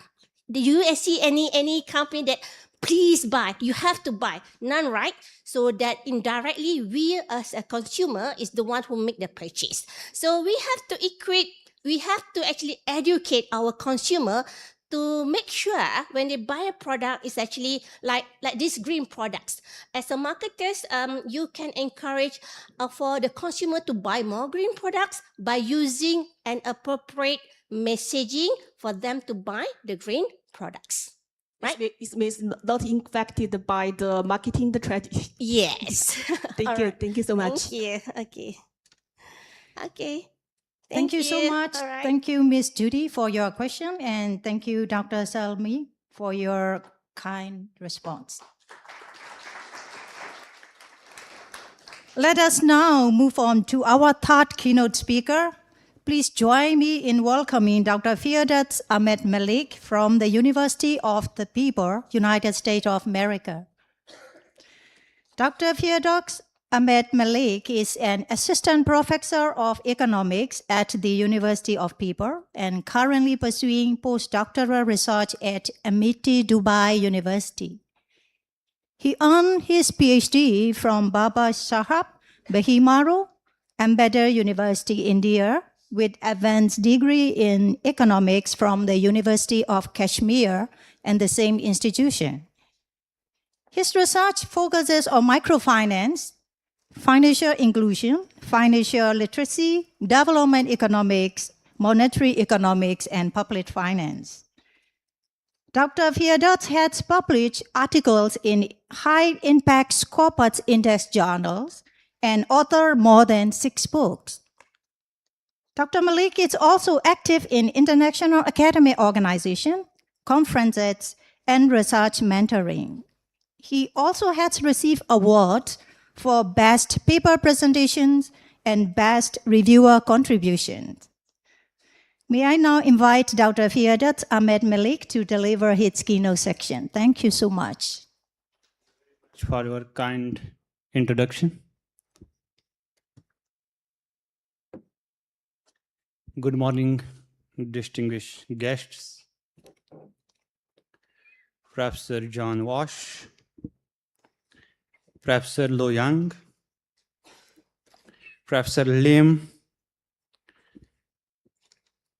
Professor Poom, Professor Ramona, Professor Salmi, Professor Wang,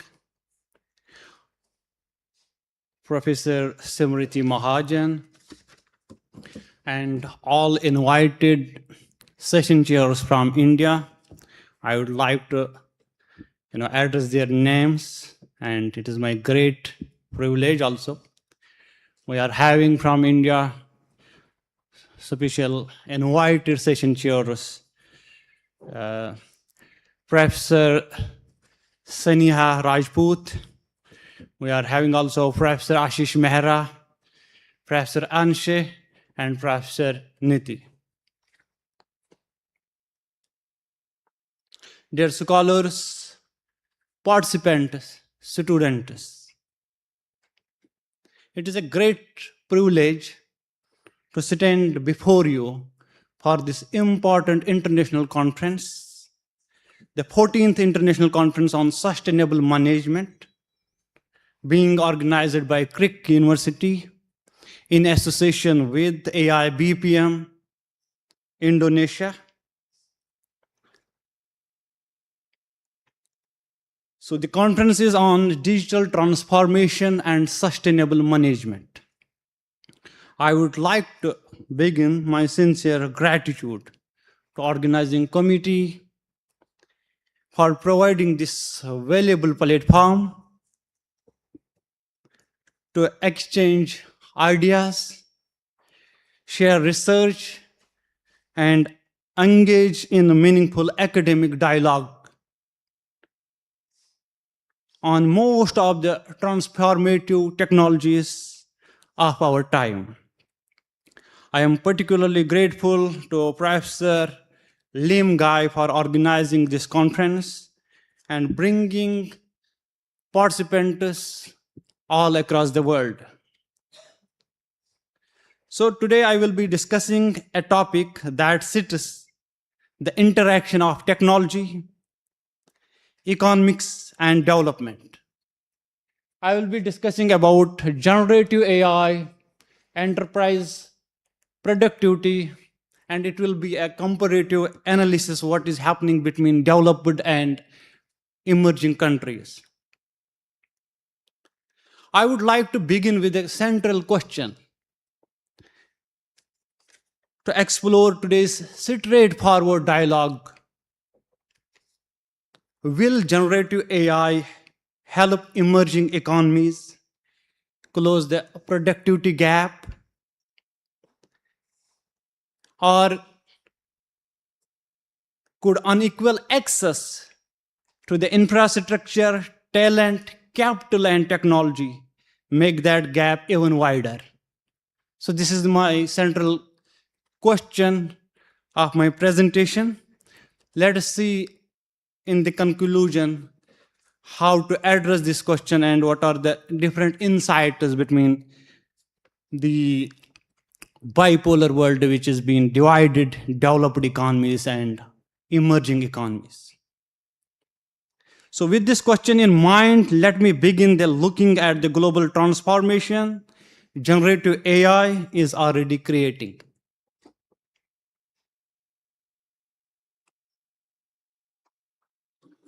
So before I begin, I will like to share the data used, the data sets being used are from different data sources cited under this, presentations.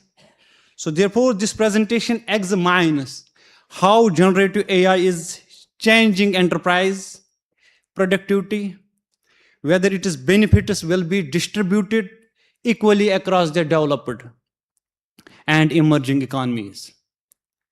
So the central argument is that AI is automatically a convergence.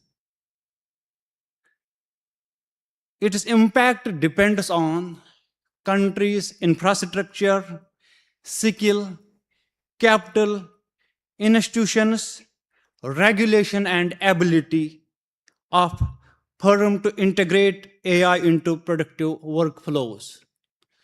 So therefore, this is one of the burning questions we will like to address, whether generative AI technology will help the bipolar world, which is being divided by these big development institutions like IMF, World Bank, Asian Development, etc.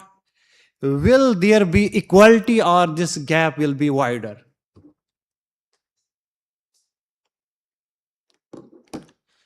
So the global AI revolution. Generative AI has moved rapidly from experimentation into enterprise use. The headline market and adoption figures, they show the scale of this transition. However, market size alone does not tell us whether AI will generate broad-based development or not. The key question is whether countries will weaker infrastructure and smaller technological ecosystems can capture a comparable productivity gains or not. So therefore, unequal access to compute, talent, data, and organizational capability can reinforce the existing differences. So AI readiness includes having digital infrastructure, human capital in line with innovations, institutional innovation capacity, institutional quality, organizational capability. So therefore, advanced economies, they generally score higher if we measure them on the basis of any scale, measurement scale, how development economies are performing in compared to developing or emerging countries. You will find developing economies are scoring better. Their performance is always top. While emerging low economies face larger constraints, they are having weaker, or we can say lower AI exposures in emerging economies. So therefore, should not be interpreted as a protection from disruption. It is also reflecting employment compositions. The priority is to build comparative capabilities before the technology gap becomes structural. So adoption patterns, global divide. If you try to look at this slide, the statistics required careful interpretation. There is distinction between experimentation, regular use, and deep integration into core business processes. Advanced economies generally have stronger enterprise systems and greater ability to embed generative AI into workflows. Emerging economies can nevertheless move quickly by layering AI onto existing global or digital platforms. This creates an opportunity for leapfrogging.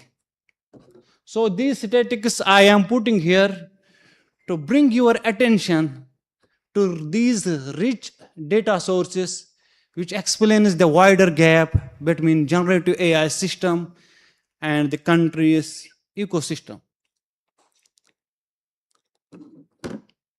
Now, productivity impact analysis. So as we believe that infrastructure supports productivity, it supports employment, it can enhance skill development, but as per the productivity gains can be sustained at a task, for example, at firm level, but the result should not automatically be interpreted as economy-wide GDP gains. Micro studies often measure specific tasks under particular conditions. Gains depend on baseline processes, user skill, workflow design for emerging economies. So therefore, the main challenge is moving from isolated productivity improvements to broad diffusion across firms and sectors. So the global AI revolution. I think there is some problem in my slides. There is repetition. You have made some changes. So if you see my slides, they are repeating. I do not know what type of changes you did.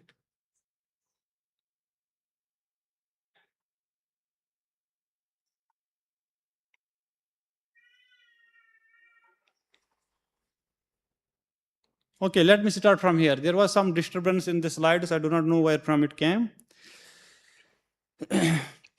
So as I said, the central question that I will be discussing today about the gap between developing and developing countries, that how AI will enhance us like sectors in employment, GDP, skill development, innovation, market, education, and whatnot.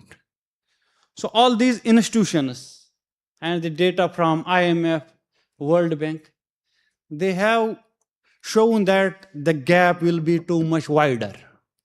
There is disturbance in these slides, so let me make it, without moving slides now. So the question for discussion was that will AI help us these developed nations to run smoothly.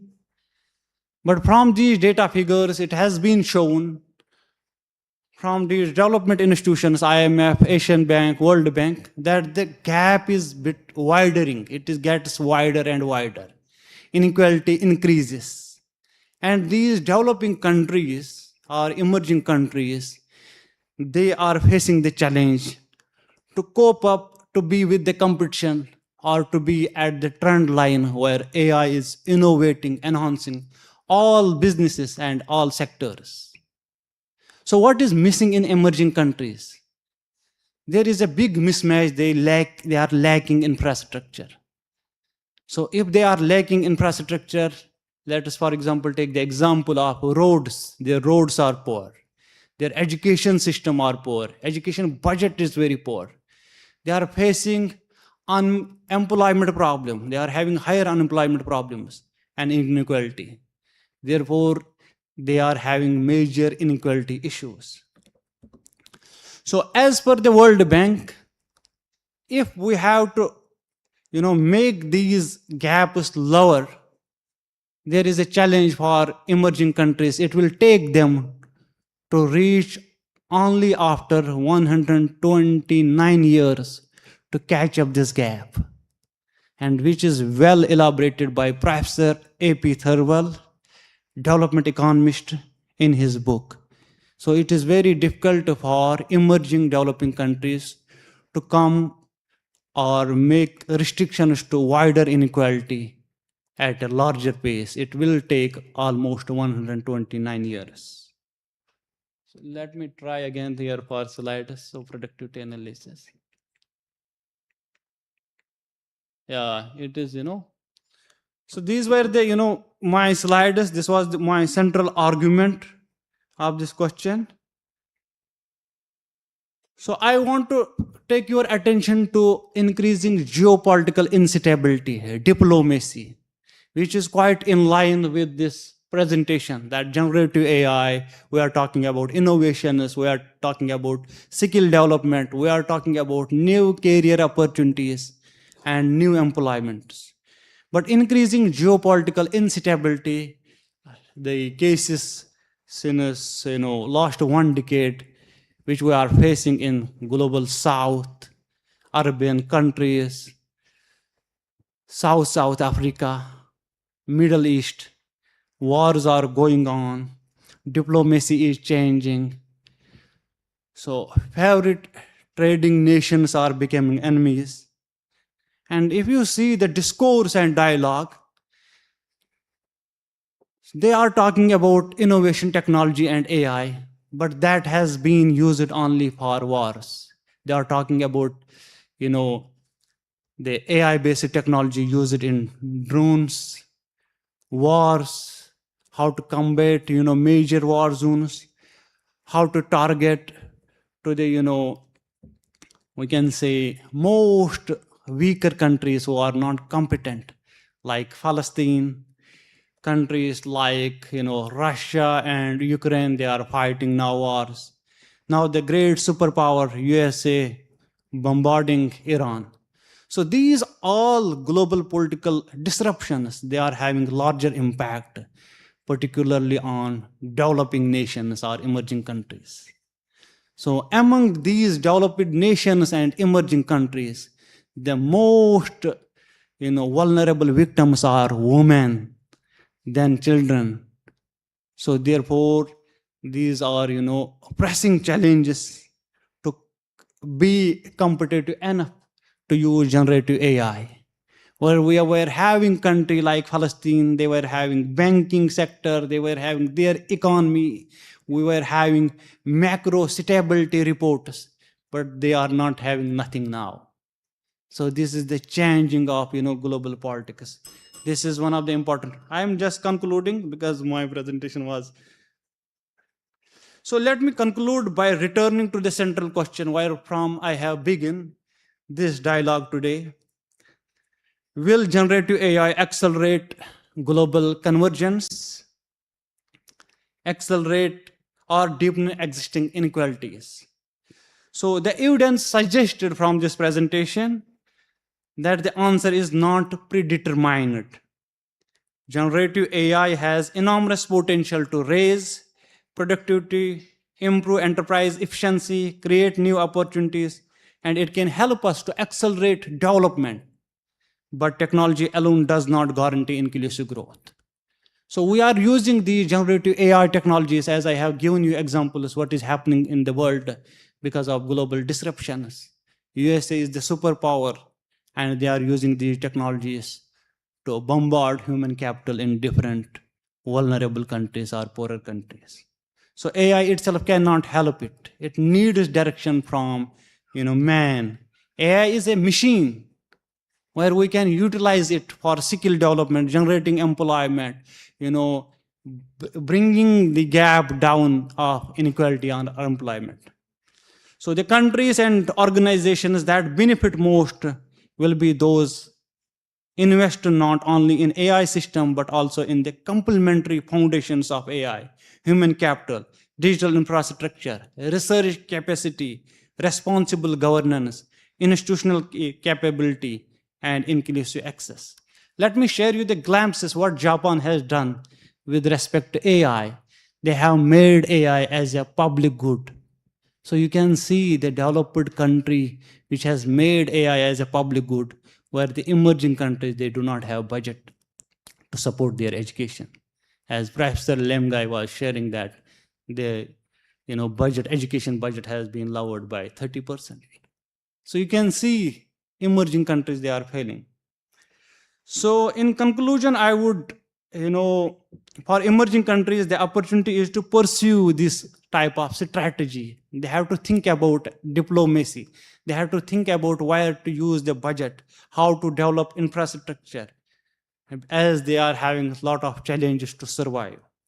And for all of us as educators, researchers, policymakers, students, we must think critically and answer this question to ensure that AI remains a tool for expanding human capital. AI should help humans to build themselves, to grow as economies, to progress, rather than hurting one another. So example is, the wars are going on. So rather than concentrating on economic power. So I would leave with one simple thought: technology amplifies human ingenuity and human inequality. Our choices determine which amplifications dominate us. So technology will help us because we are using it as a tool via different machineries. So therefore, the future of AI is not only a question of what machine can do.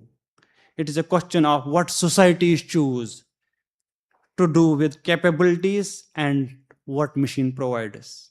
I once again sincerely thank the organizers for this excellent academic platform, for the opportunity to share these perspectives with such distinguished audiences. Thank you very much for your attention. I look forward for your questions. Thank you. Thank you very much, Dr. Fiadot, for that very insightful and impressive presentation, highlighting geopolitical matters and developing countries related to Gen AI.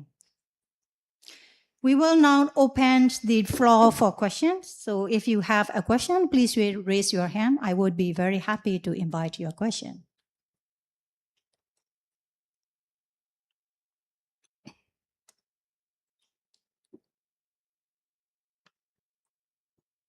Thank you, Dr. Firdaus, for this wonderful presentation. I'm Professor Dr. Ashish Mehra. Right, you almost answered all the queries which were emerging in my mind during your presentation. Just one simple thing, that when you said that that Japan has made it a public good, like we take example of emerging economies, fast developing economies like India. So my simple question is that whatever government thinks of or takes action, can it be possible without active public participation? Because public good in a typical emerging economy like India, I think it won't be possible without active public participation, making it a public good. Yeah, actually, it is one of the typical questions to answer. So, but I have given the examples of development gap between, emerging developing countries and developed nations. If we make developed nations to remain static, they don't have to, make any growth, for example. So emerging countries, India, one of the leading emerging country trying to enter in the developed, economy, still it will take 129 years. So the question is not whether public participation will impact to achieve the, development gap. Rather, there are many factors like budget on higher education, there is employment, increasing inequality, and the pressing issue, which is the greater challenge to the global economy, we can say, that is the crisis of international diplomacy, which creates instability. If you see what is happening in, countries like Middle East and South African countries because of Russia-Ukraine war, USA-Russia and Iran war, the inflation is touching the skies. They are unable to run their banking system normally. So it is impacting very badly. And so is the case of emerging countries. We are having oil reserve crisis. So oil price is getting increased. So it is, collapsing the economies with high inflating rates. So therefore, it is one of the dimensions that public partnership is one of the essential elements. That is why I was talking in my presentation repeatedly about human capital. Machines and AI, generative AI, should be enhanced, should be nurtured for the growth and development of the people. It should help, it should make our lives simple and comfortable rather than, distracting the nations. So yes, it is one of the factors, I agree, but the challenge is much more wider. There are other factors which needs these type of attentions. Thank you. Thank you so much. I would like to have questions from young participants if they are having. If you are thinking critically, if you were be attentive here, please ask questions. I am here. Yes, I have a question. So in the macroeconomics and global divide on economic convergence compared to widening gap, given that the advanced economies have significantly higher AI readiness scores compared to low income countries, do you see generative AI narrowing the global economic gap, or is it going to accelerate the inequality between nations? Yeah, it is one of the greater questions, but I think I have addressed it. Let me take opportunity to explain it more. So in my conclusion, I shared the insight as these data figures were there, but I will be sharing you, if you are interested, I will be sharing you the right presentation. There was some, repetition in this presentation. So that is why I didn't want to share the, wrong data figures. So coming to your question that will the gap become wider between developed or developing economies? The answer from these data scales, from these highly reputed organizations like World Bank, IMF, Asian Development Bank, and MNSCI. So the interpretation is the gap is getting more wider and wider. So example is, for using this generative AI, we need a budget. So developing countries are already facing the problem of budget utilization. So they are cutting the educational budget because education, because of AI, generative AI, it demands more budget to support innovative skill-based teaching pedagogy. Similarly, in each and every field, we are having generative AI, which is progressing. So it demands more and more budget. So you cannot, developing countries cannot altogether, increase that budget. So the development gap between emerging and developed countries, it will remain and it will be more wider and wider. But As per the gap is concerned, the modernity of AI, generative AI, it makes lives easy, comfortable, but it takes time. There is a very greater cost for emerging and developing countries to bear. So this gap will remain as it is going on.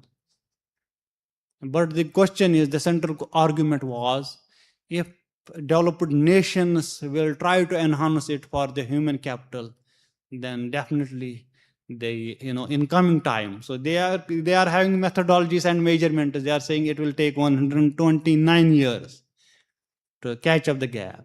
So this gap will remain, but it is up to developing nations how they will, make strategies for global diplomacy, trade, and other budget arrangements to enhance their growth and development. I hope I have answered your question. Yeah. Thank you so much. Thanks all for your questions. And thank you, Dr. Fiadox, for your generously sharing your knowledge and expertise with us today. Thank you. So thank you very much. Once again, I would like to share my sincere gratitude to AIBPM, Crick University for organizing this great conference, which is the need of the discussion. So nice to meet you all and have your, passionate presence. Thank you very much. Now, let us move on to our fourth keynote speaker. Ladies and gentlemen, please join me in welcoming Dr. Samriti Mahajan from New Delhi Institute of Management. Dr. Samriti Mahajan is an associate professor at the New Delhi Institute of Management, India, and registered at 2B1 Leadership Academy International. She is a postdoctoral fellow from MIT University, Dubai, with over 12 years of experience in higher education and research academic publishing. Dr. Mahajan has authored and co-edited numerous books with leading international publishers, contributed over 25 Scopus Index book chapters, supervised doctoral research, and served as an active reviewer, editor, and keynote speaker. She has received several prestigious academic awards, including the Women Leadership National Award 2025 and the Outstanding Academician of the Year Award 2025. May I now invite Dr. Samriti Mahajan to deliver her keynote presentation. Dr. Samriti, the floor is yours. Thank you. Thank you so much. So, a very good morning to one and all present here. Before I begin, I will leave you this with a few thoughts I have carried with me while preparing for today. The illiterate of this century will not be those who cannot read, but those who cannot learn, unlearn, and relearn. This was thought given by Dr. Elvin. The most important thing in communication is hearing. What is not said, it was said by Dr. Peter Drucker. And the third one, a goal without a plan is just a wish, which was given by Dr. Antoine. So I share these because today's talk is in a way about all three. What our organizations must unlearn, what goes unsaid inside them, and the plan that turns ambition into something real. It is a privilege to be in front of you in talking about the transformation, digital AI, and how the sustainability is going to lead it. So I'll just talk about the digital transformation in the age of generative AI and how the different strategies manipulate for the sustainable knowledge management. So before starting,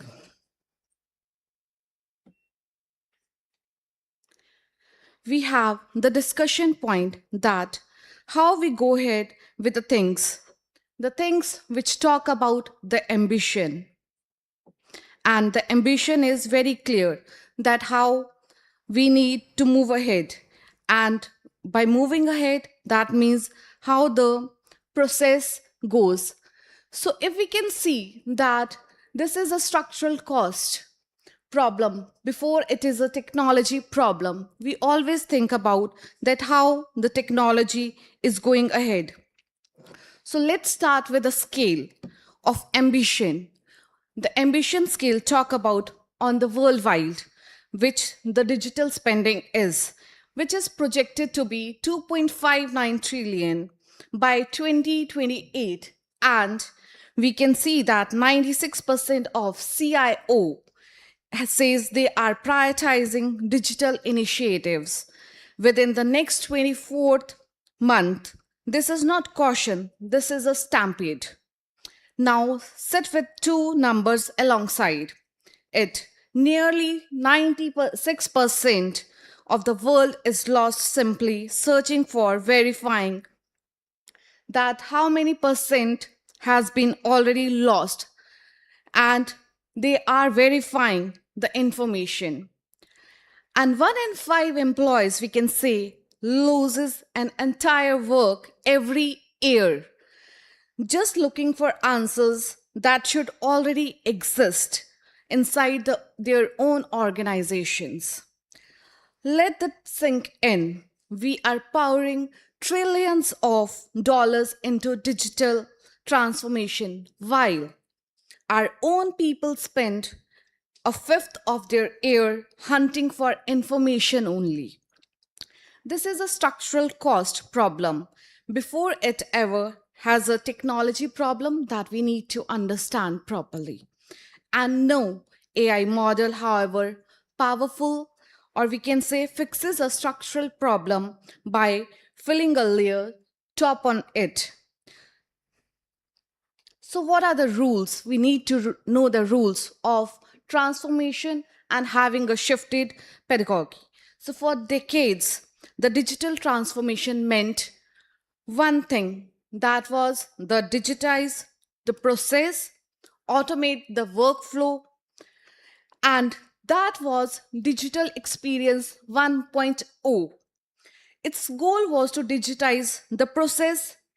Its values were driven through the automation process, and the third point was they had nice to have stick wiki, that was the role of knowledge management.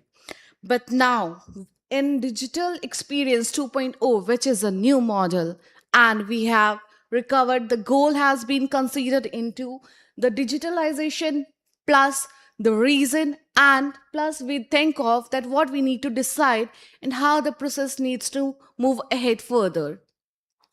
And how the digital experience 2.0 has changed the process through value driven, that is how augmented and how cognitive thinking process has been into the conversion.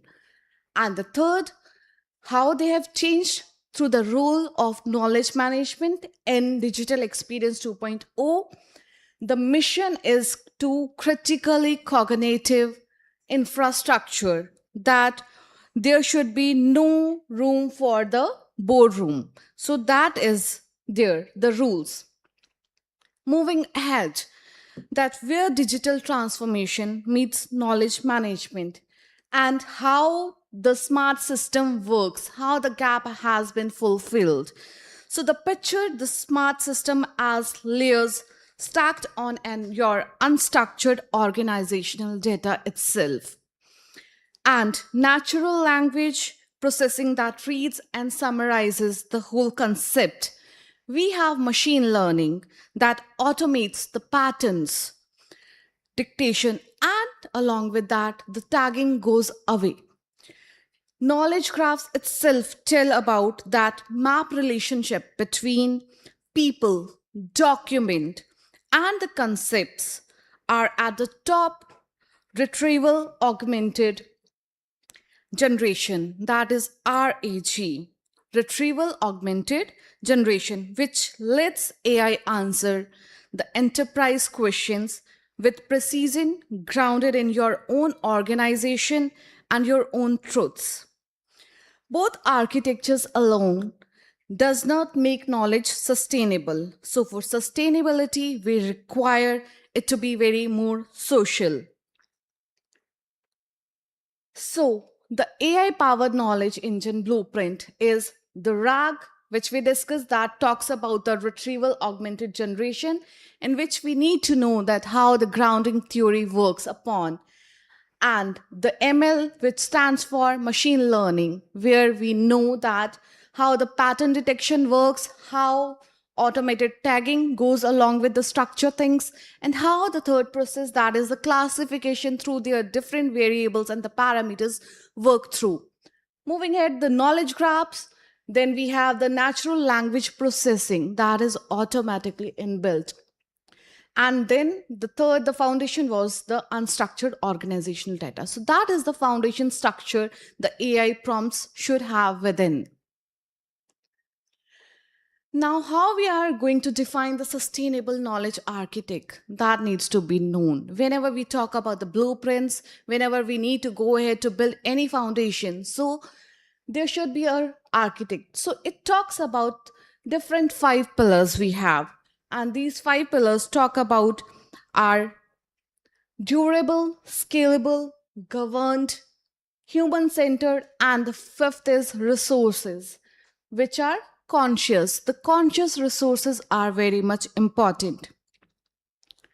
So in this, we'll just move ahead. So pillar 1, which talks about the govern the data foundation, which is we need to amplify the AI through itself, whatever the knowledge base we have or they have given to us, and how we need to establish. So establish at least one definitive source of truth that needs to be known. Enforce a strict content life cycle. Create, review, and retire. Assigned named data ownership.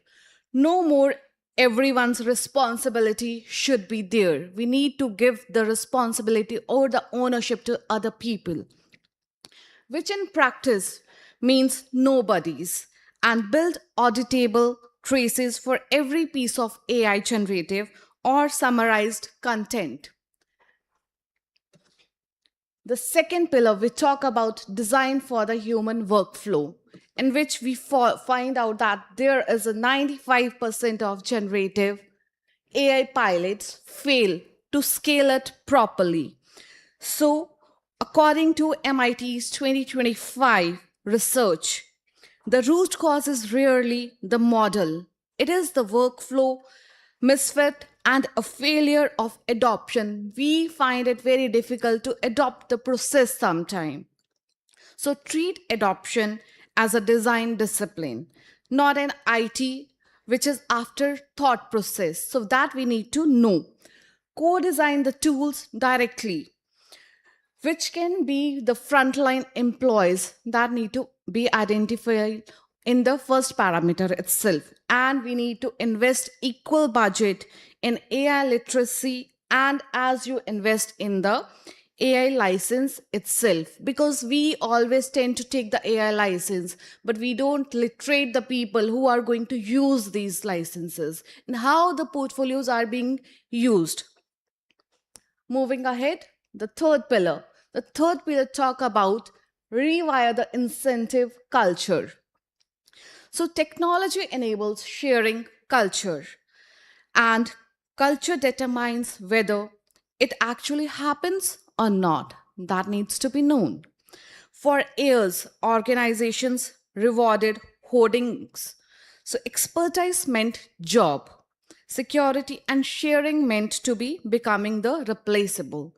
We must now explicitly reward the contribution, what contribution they are in actually bringing to the system and with what facts they are bringing. We need to make the capturing knowledge an invisible part of the workflow rather than an extra core or to build the system into the developing things. And we need to build the psychology safety as well, in which the employees must trust that for the people to document a mistake without fear, it will be used against them. So that should be built in itself. The fourth pillar will talk about the architect of a scale and interoperability. So we must avoid quietly building a new generative of AI-powered silos. The AI-powered silos should not be there. The same fragmentation which is already there, we spent the last decade eliminating, wearing a more fashionable label, we can say, should be the first. We need to prioritize the API first architecture, and some open standards should be considered. Second, we need to embrace the cloud. That 65 to 68% of enterprises, we can talk about the KM knowledge management systems, are already cloud-based. So that needs to be emphasized. And even we need to upgrade, or we can say swap individual through AI models without unpicking your entire knowledge system. And the last pillar, that is pillar 5, that talks about, or we can say it measures the operational velocity. That stop measuring the vanity metrics, that should not be measured. We should start measuring the velocity. Login itself tells about you nothing, but measure time to answer, that how much calculative time is being taken. Documents upload tell you nothing, but measure your decision cycle, that how that decision has been taken care of. The benchmark from the field are striking. A 25%, we can say, reduction in email processing time for AI users. And 14% more issues were resolved per hour by AI-assisted support. So how we are going to talk about the embedded intelligence outperformance bolted on chatbots? So there is no one distinction. I want to draw sharply because I see that organization itself gets it wrong consistently. A bolted on chatbot sits awkwardly on top of a legacy, we can say, or we can say in the silo system. So market reality checks tell that across 2026, the updates that enterprise platforms like Microsoft 365, Copilot, and others have already aggressively embedded into the AI system. And what lesson we learn from here, that we do not make employees switch the context, but we need them to meet people where they can already work. The system should be into that play. And what are the structural faults? So we can talk about, so the encoded biases, that AI will scale the historical biases baked into the legacy documents that should be not be into the repetitive forms, and how the cognitive erosion is happening into our foundation structure that we need to know, and how this amplified exposure, that is as sensitive knowledge, how it is going to be surpassed, how things are going from one stage to another, that we need to know. And what 2030 horizon talks about, from search to agency, that where is this heading? We are shifting from search-based system to agentic ones. Systems that proactively surface the context and automatically talk about the executive workflows rather than waiting for someone to type in and command them. So AI-driven knowledge would be the one system which are being projected to grow roughly 48%, with CAGR reaching close to $21 billion by 2030. And what is the ultimate competitive advantage? That the winners of this decade won't be those with the most AI, but they will be those with the best governed knowledge. As I will just conclude my talk, that AI makes knowledge management critical infrastructure, transform architecture, and you can govern your data and center your people. Thank you so much.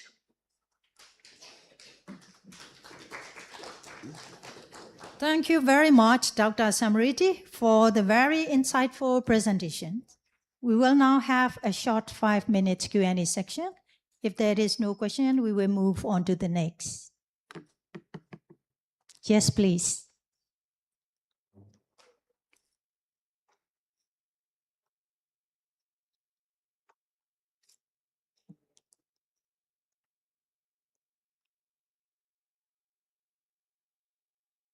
Hello. Okay. Thank you for the presentation. So I have just a question. As organizations increasingly rely on generative AI for knowledge management, how can they ensure that the knowledge remains accurate, trustworthy, and sustainable over time? Okay, so as I told that we are moving from knowledge management from transformation to generative AI. So I'll just give you a very simple example of this. That the transformational AI is that we are building highways, right? But generative AI is Tesla running on that highway. So similarly, we need to capture, we need to know, we need one person to sit and just review that there are no errors into those workflows, there are no gaps into those workflows, because in the end only the AI is not replacing the humans, but the AI is replacing the knowledge system, the workflows, the time management, the time which we used to spend for hours. Now that work can be completed in minutes, right? So that needs to be managed by a human itself. The human-centered job would be still, but only those people would be there secure with the knowledge who know that how properly they need to use AI into the system. Yeah, thank you. I hope I answered your question. Yes, thank you. Thank you so much for your question. And thank you again, Dr. Samriti. Sorry, I have question. Yes. Not question. Yes. I just firstly, Yes, thank please. you. Yes, thank you for wonderful speech. Actually, its message is out of my knowledge because my subject is in law. But I'm want to express my admiration for your speech. Thank you so much. Because I admired the woman that focused on the science and engineering. Just through my appreciate. Yeah, thank you. Thank you so much. Yeah. Thank you. You're so Thank you, Miss gorgeous. Judy. Thanks Yes, for you're your... so gorgeous. Yes. And again, thank you so much, Dr. Samriti, for a truly engaging and informative presentation. We are grateful for the depth of knowledge you have shared with us today. Ladies and gentlemen, we have now reached our final keynote speaker. It is my pleasure to introduce Dr. Liam Gan Singh, the President of Association of International Business and Professional Management Indonesia. Dr. Liam Gan Singh is a Director of Association of International Business and Professional Management. Yes. He's also full lecturer at the School of Business at Macau University and visiting professor in many universities in Indonesia and overseas. Dr. Liam Gan Singh is also the founder of IYC, International Youth Collaboration, an own logistic and export-import company. He has been involved in many research projects, received several research grants and scholarship and educational awards. May I now invite Dr. Liam Gan Singh to deliver his keynote presentation. Dr. Liam, the floor is yours. Thank you. Thank you. Yes, it's tough time, the last one. So yes, I will make my presentation like sharp and short. Like this a concept of global virtual teams. I'm sure when I work in a company, I don't know this concept, but when I work in university, then I know this concept, and I try to copy to the education. So, and I get back to 25 years ago when I'm working in an export-import company. If we want to meet someone or to work together, usually we need to meet personal, right? Work personally, and then the technology is improved. Like now we have AI as well. Like my phone now, I can replay any of the question with AI, and also work with my team. So it's not happened in 25 years ago. So the global virtual team is happen now. So like I work with another colleagues from other country with this concept. So the business now is not only one place, but they separately to another place. Like you can work with your team from many countries. It's online and cheap and also very effective. and it's supported by AI, supported by internet, and so everyone can work by global virtual team. So, okay. So this is the power of the global virtual teams. So we can work with many individuals from different countries, and in the business, it's like a normal. It's normal when you work with your team online, you talk with your WhatsApp and everything. So, oh gosh, yes, this is the example of the sum of company. I think more of the company using the team like a team global virtual teams, like a Google, a GitLab, even many company in Indonesia. Actually, they work with company in US. Then they don't know each other, but every day they do Zoom and work together and make project together with this the concept.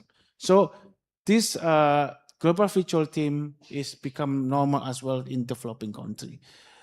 So when we talk about the global virtual team and is used by company, so it's mean in education perspective, we need to give or provide students with this kind of skill, with it that they need when they work as a part of the global virtual teams. So the traditional classroom where that only provide concept and case is need to be changed for the virtual, and then change again to be global virtual team and to be the problem solving. I still remember when I did my master degree, some of class is online and 90% of students sleep. 90% is happened. Even now I did my law degree with online, some classes online is sleep as well. They 90% sleep. It means the virtual education have a weakness. We cannot just put all the course online, but you need to give some interaction. You need to give some experience to the students. We call experiential learning. So they wake up and interest to do the education by online. If not, this kind of like just come online learning is not. I think it's not attractive anymore. So with this concept, with the global virtual teams, that we will copy from the industry to educations, though we hope that the student can get some benefit, not only sit and look the laptop and then they go home without any knowledge they know. That's one. So to make them know about the concept, so we need to give them the teamwork, the projects, and also problem solving, so they can have experience how to apply the theory to the practice.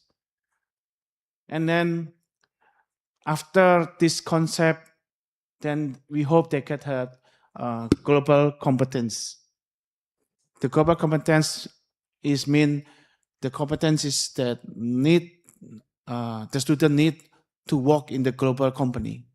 That's the way they can apply the theory, and then the company can recruit them. Because Indonesia, like in my country, when I do the research for this, we have some problem with education when most of the company don't recruit the fresh grade students. The reason they recruit because it's cheap. It's cheap. So because they don't understand whether the student know about the company requirement and the skill that company needs. That's why the company is like try to avoid recruit students that fresh graduate. I also do this research in Australia where I do the doctor as well, and we apply in the projects we call Nusantara projects. So some research also say that when they copy this kind of concept to the educations, And then they try make a team from many countries to do the project together online. The students can have competencies, the skill, how they communicate with other students from different countries and how they can apply. There's some research show us that in many countries that they copy this kind of concept. The increase of the competencies, especially the competencies that need when they work for the company. Yeah, next. So why the GVT or Global Virtual Team can be next method of education is because when you do in traditional classroom, they know the theory, they do the tests, the homework, but they never experience how they can apply the theory and reflect and also improve their competencies. That's why they never know, the student never know after they work, then they learn from the company. But the company have different perspective. They want the student know what they need to do in the company, not the company teach them again. There's something wrong with education. So with the GVT as a experiential education, we hope this can be help university or company to provide skillful students. Yeah. So these are 6 global competencies that developed by GVT. It's especially for the cross-culture, collaboration, problem solving, and then global communications, and also another part. So, and from this research, we try to copy in the projects that we apply in university, because I'm teaching in university as well, and we call Nusantara projects. This experiential learning, and we have some university join this project. USM also, Dr. Daisy is the one who joined this project. Daisy Kiming Hui, I think, yeah. That's good. Okay, and then we have from US, from Washington University. From Indonesia, we have some of state university join. And we have maybe 10 or 15 universities from different countries. We try to make it diverse. So we recruit from lecture as an instructor. India as well, we have from practice and other university join these projects. And based on our research, then the students who work in our Nusantara projects, they have better problem solving. And then we move further by make cooperation with another company like McDonald's, and then also some company from Indonesia and Starbucks and other company, and we ask them about the case that we can use to the students, and the student work for the company and with the lectures, and then some of the project actually published in the journal as well. And some of the students have opportunity to get internships to the company, and some of them successfully work for the company. I did this project 10 years ago, so it's like year 11. So when the first time we did these projects, we have difficulties to convince the company to give the real case. But after 4 or 5 years, then we successfully invite many company. And some also we got from the Kuwait and Iran and another China as well. We have participants from there, and now we starting to develop more advanced projects because we want to provide the company with a very good students who can work directly the company, but we also want to increase the brand of the university. So it's like a win-win solution. And for students also, they based on the research, right, they can achieve some of our target, like apply the theory, and they have some strength in consultings, and also they can have very good presentation because in the end of the project they need to present to the company as well. Yeah. Okay.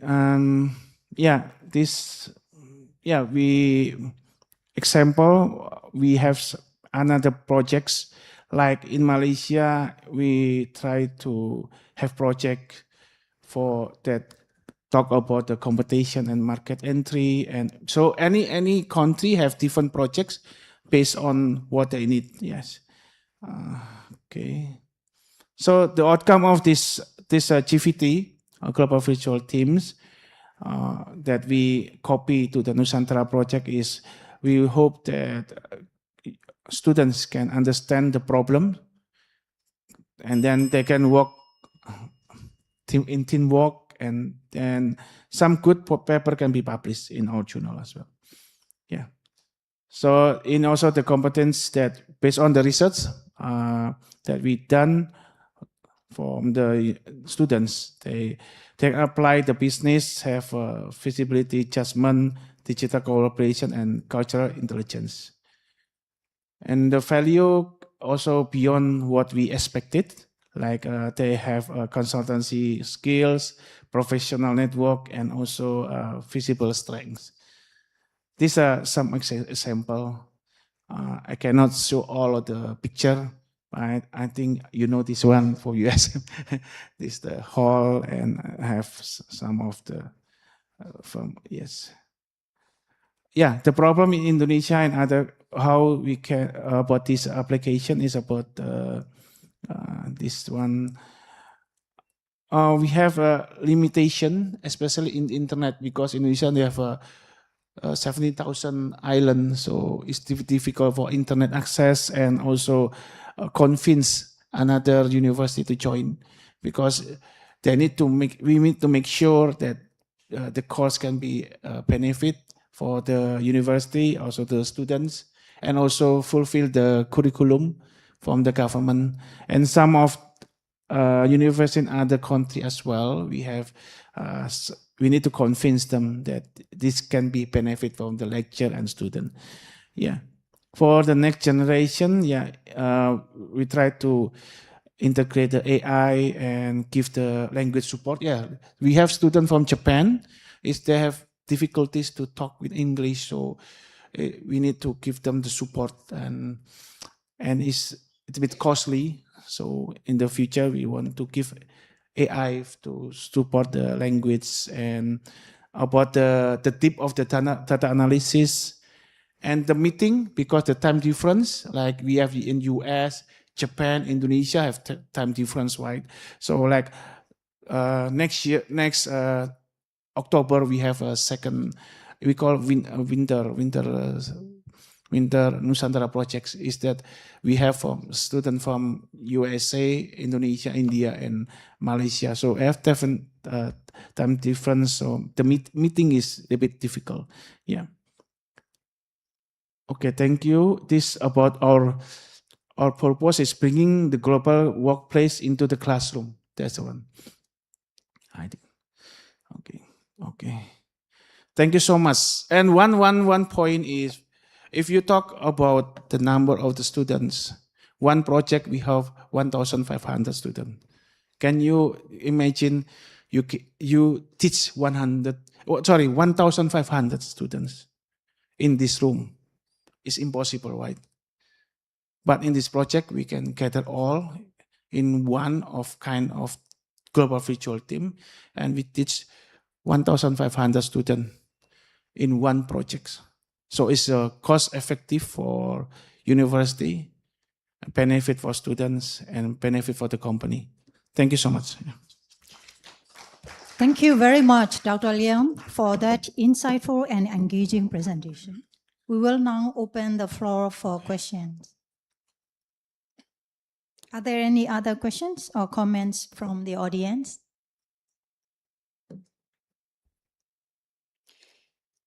If there are no questions from the audience, allow me to ask one final question. I would love to hear your expert opinion on this. Dr. Liam, based on your experience in international business and youth collaboration, what do you believe is the most important skill that young generation and young professionals need to develop to succeed in today's global business environment? Thank you. Thank you so much for the question. So the skill that I mentioned before, if you work in international companies, so you need to have the cultural, you need to have skill to work teamwork with others, other members from other countries, and the language. You need to know about the AI, digital, and you need to have some skill like problem solving as well, so you can survive in the global competition. Yeah. Thank you so much for your insightful response. Thank you so much. Ladies and gentlemen, we have now come to the end of our keynote section. We have had the privilege of hearing from 5 distinguished speakers, each offering valuable insight and perspectives from different academic backgrounds and professionals. It has been an honor to serve as your moderator today, and I hope you found the section as insightful as I did. Thank you so much. And now I will hand the section over to Ms. Lily to continue with the next agenda. Thank you. Thank you very much, Mr. Sutiri, for leading such an engaging and insightful discussion with our keynote speaker session today. Now, for the final part of our today's conference, I would now like to respectfully invite Dr. Wong Ming, Dean of the Nanyang Bangkok Business School, for a final closing remark. Thank you.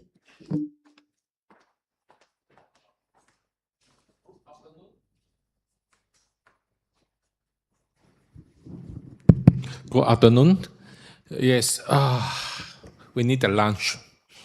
Okay, you see our student already gone because we provide the transportation for our student come and back because the time is at 12, so they need to leave. So last year before I tell my supervisor, Dr. Saman, in Thailand here, we need belief. Today, the first keynote said believe. Okay, believe me, I provide the halal food for you, for halal restaurant. Okay, include your snapback. We ask the halal shop to do for us. Okay, we go up the second floor. We had a lunch plate. So remind your flower is the mark. You can go inside. Okay. Second thing, this afternoon, maybe some Myanmar guests, you want to listen to some presentation. In 3201 room, you can go there. Tomorrow, we had the afternoon, we in this building 2400 or 2401. Yes, you can come the English session. We had the other session all presented by Chinese. Okay, thank you. Thank you. You're coming to Thailand. So my guests, you can follow my colleague, go to the lunch area. Okay, we do the buffet style. You know, I like the buffet style. What you want to eat, you can eat. What you don't like to eat, you can stop. You know. Okay, thank you.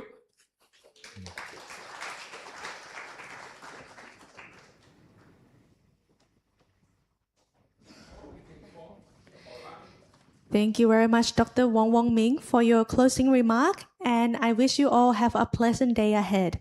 We will be able to guide you with our staff members to the dining room. Thank you.